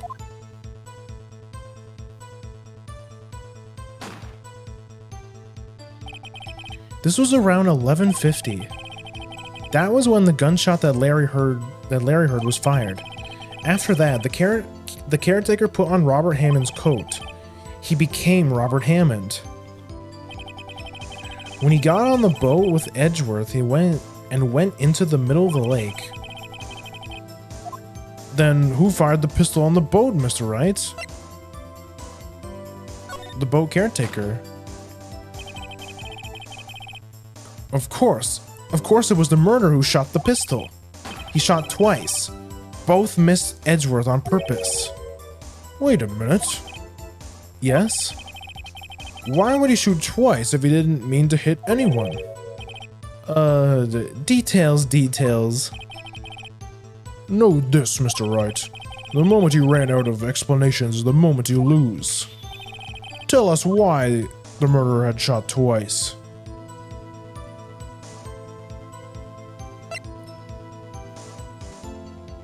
To create a witness? Because the first shot missed. To create a witness. I believe he shot twice to create a witness, Your Honor. Create a witness? The murderer lifts his pistol and fires one shot. That ensures that anyone who heard the shot would look at the lake. Indeed, Mr. Hart did exactly that after hearing the first gunshot. Next. The murderer waits a bit and fires again. Then the murderer jumps from the boat himself, leaving the pistol in the boat behind him. I see. So someone looking from the edge of the lake, it would appear that the man on the boat had shot the other. The murderer didn't know about the automatic camera, of course. That's why he shot twice, to draw attention to the boat. Once you realize that, everything else falls into place. The boat shop caretaker swam back to his shop. Then he put Mr. Hammond's wet coat back on the body and threw the body into the lake. This is what happened, Your Honor. These are the events that transpired that night on Gourd Lake.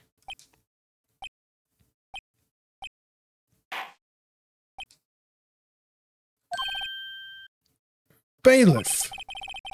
Bring out the witness from before. The boat shop caretaker, quickly.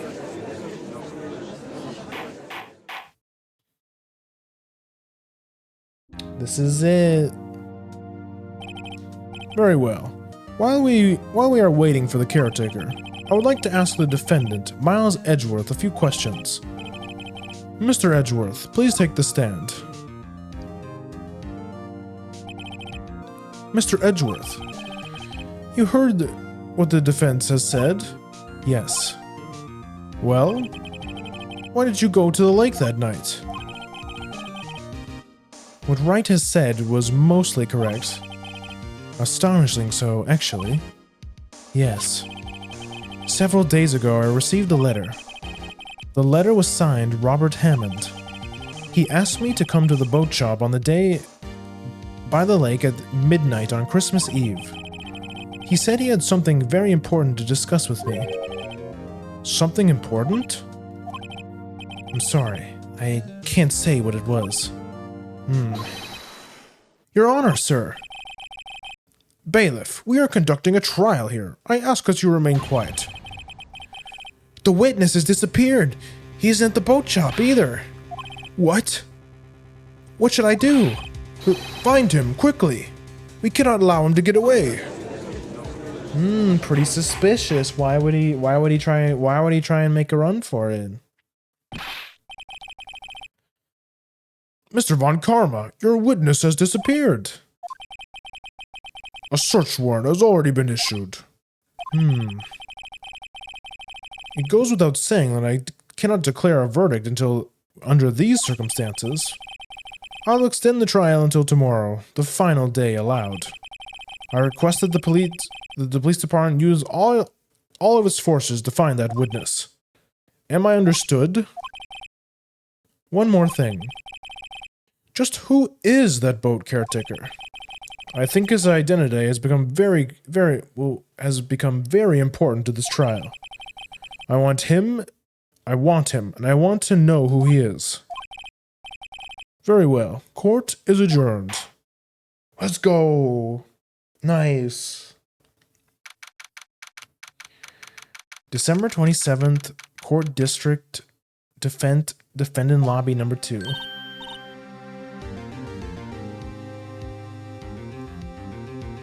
Yo, hi, Cocoa. Yay, Nick, we did it. Yeah. Well, at least we got it out from under the guilty verdict. And what about Larry? That was something else. Even Von Karma didn't know what to do about his testimony. Larry really helped us out. Sure, once I sifted through his unique testimony. Still, he did save us. I just wish our case weren't so down to the wire all the time. I know what you mean. Sometimes I feel like it's us on trial instead of the clients. Hey, Edgeworth. Mr. Edgeworth? Did you say something? Don't look so pained. I mean, it looks like you're probably going to get off the hook. You could try to smile a little. Relax. I'm sorry, but I fear it's not over for me yet. What do you mean? Right. There's something that's been troubling me for a long time now, and I don't know whether or not to tell you. Edgeworth? No, there's so little time left. I want to tell you to get it off my chest, but I can't make up my mind. What is it about, Edgeworth? It's a nightmare I've had.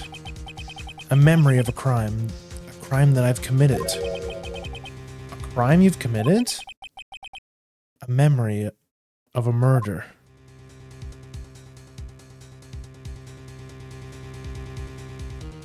Real?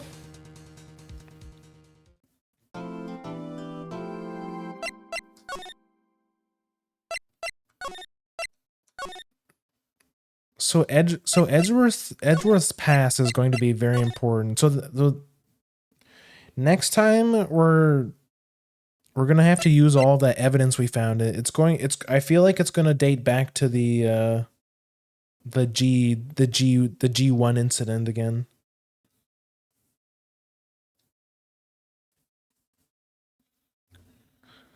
A nightmare of a murder. Are we really about to use like someone's dream as proof in court? Well, we know from that digging we did at the police station that there is a third party involved in the murder case, and that we're trying to find you guys remember the name drop, something Yogi.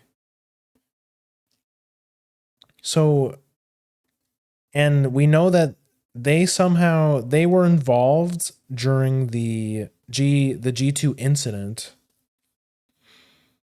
And we don't know the name of this guy, this weird old guy who is likely to be the actual murderer in the case.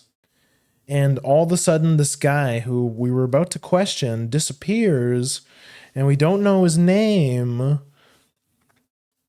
And you know, this guy is also was a part of the G1 incident. You know, everything's starting to fall into place. I think the old guy.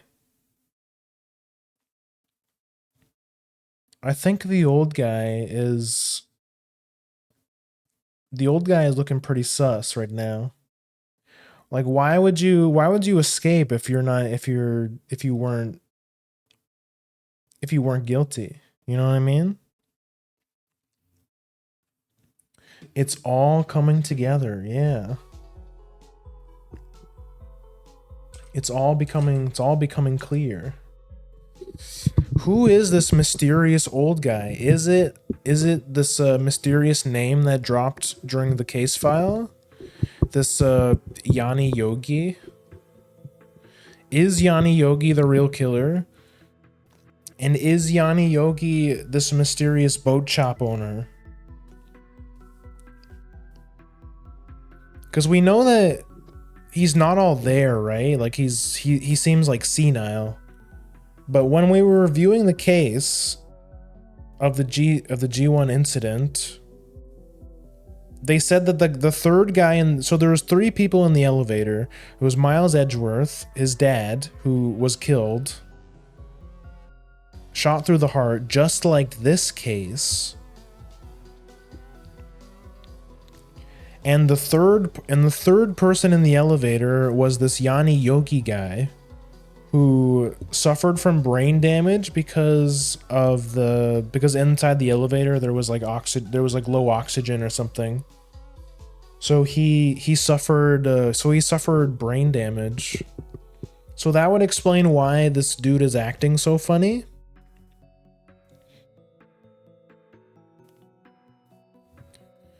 But what I'm really looking forward to see next time is, like, if this guy has brain damage, how is he able to, like, set this all up? Because he pulled this elaborate scheme, right? He invited Hammond over to his shop.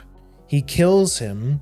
He puts on his coat, meets up with Edgeworth disguised as Mr. Hammond, because Edgeworth has never seen Mr. Hammond before. He sends a letter to Edgeworth inviting him to the store. He meets up with Edgeworth. They go on a boat together. They go into the middle of the lake. He shoots a shot, misses on purpose in order to get attention so that everyone looks out into the middle of the lake because they hear a gunshot. He shoots again.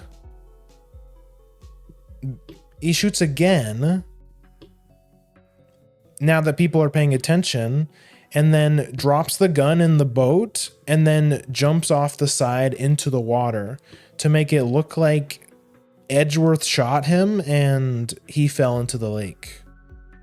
When really, and then Edgeworth picks up the gun instinctually, and that's why his fingerprints are on the gun. We know that. That's what we figured out so far. So for a guy with brain damage to do all of this is like what I'm really curious about.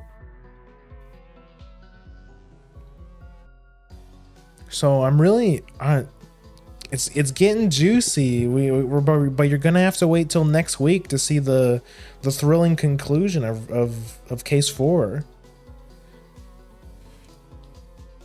It's getting real juicy.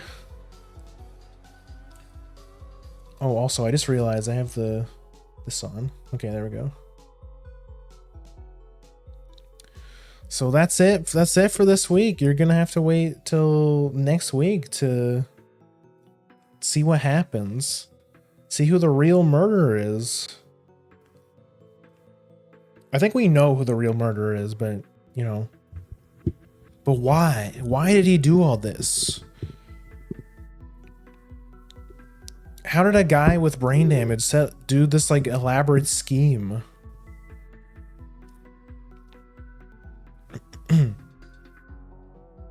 So yeah, stay tuned for next week. Like I've been saying, this is it for this week. I'm going. Mama Grimm's gonna come pick me up tomorrow. I'm gonna hang out with her on the weekend. So that's it for this week. A bit of a shorter week, but I do still plan on streaming on my birthday, which is August 11th. So it's the Monday coming up.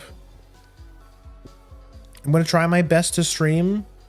I will keep you guys updated if anything changes. My family is kind of being or the one family member who said they were going to come visit me on my birthday is kind of being wishy-washy with me. So, you know,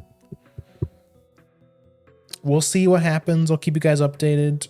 I'm going to try my best to stream on Monday.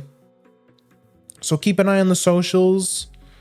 Let me link everything. Here's the Twitter. Follow the Twitter. Keep an eye out on for that schedule that comes out usually at the start of the week. Usually Monday, Tuesday. Yeah, you can also see pictures of my cat and stuff like that. You can check out the art tag, #Grimpart, if you want to see lots of cool art of myself. Keep an eye on the Discord. It's another good place to keep up with the stream. You can grab the Twitch roll so you get notified every time I go live. We also do fun stuff in there. We hang out. We talk about games. And we also do watch-alongs sometimes. We just finished watching season 1 of Uma Musume. I think the next thing we're probably going to watch... I haven't decided what we're going to watch next. I'm tempted to just go right into the Uma Musume movie. Because apparently there's a movie in between season 1 and season 2. But nothing is planned yet, but you should come join anyways. And if you want to come watch anime and stuff with us and stay up to date with the stream. And here's the YouTube where I post all the VODs. We got lots of cool playlists of all the bunch of games we've played before. You should, if you're on YouTube right now, you should like and subscribe and all that stuff. Hit the funny notification bell or whatever. And yeah, that's it for this week. Thank you guys so much for watching. And but don't go away just yet. We're gonna see who's online so we can raid. A bit of a short-ish stream today because Mama Grim's probably gonna be here early. She's much more of a morning person than I am. She's probably gonna want to come like pretty early, so I shouldn't be staying up all night tonight.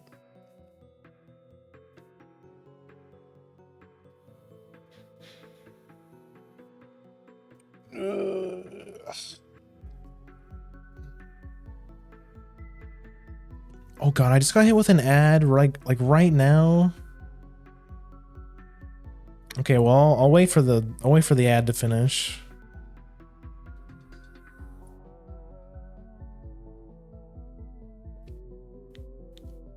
Yeah, but yeah, I'm sorry I can't like say for sure. Like, it's frustrating not be able to say for sure I'm doing a birthday stream or not because people keep changing plans on me, but I'm gonna try my best to stream on Monday. But if I can't, I'll let you guys know.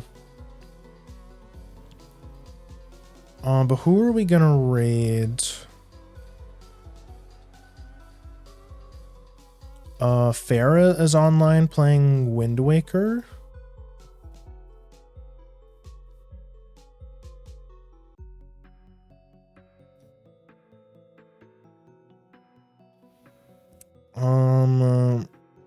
Morch is online. I think she's doing a collab though, right?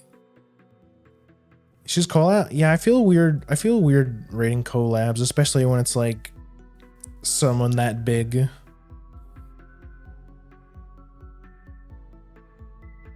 Yuna's online.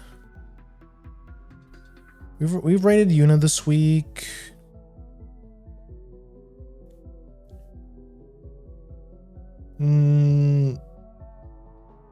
Sorry, the ad's almost done. I'm just waiting for the ads.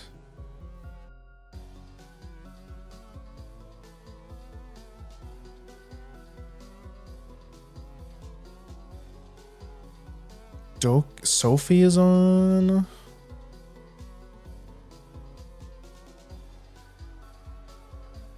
Okay, you know what? My throat is kind of killing me.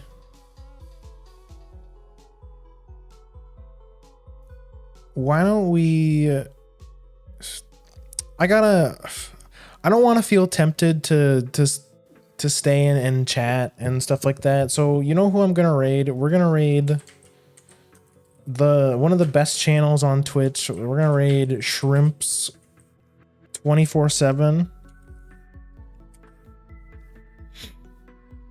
We're gonna raid Shrimps 24/7. That's right. Shrimps 24 hours a day. They're just chilling in a tank. They're just being shrimps, you know.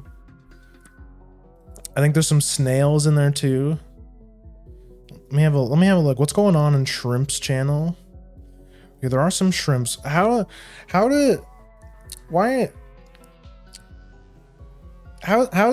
shrimp turns blue though? What do you? I didn't know there were blue shrimps. How do they do that? How do the shrimps turn blue? But yeah, I don't want to feel tempted to go to another stream and then stay up all night watching the stream. So I'm gonna play it safe. We're gonna raid Shrimps 24/7. So join in there, enjoy the shrimps, be healed by the shrimps, and yeah, I'll see you guys next week for hopefully fun birthday stream. I'll probably ask you guys what you guys want to do for it. If we have enough people, maybe we can do some kind of community game thing. But I also have some ideas if, you know, it's just me. But yeah, I'll see you guys next week. Keep an eye on the socials.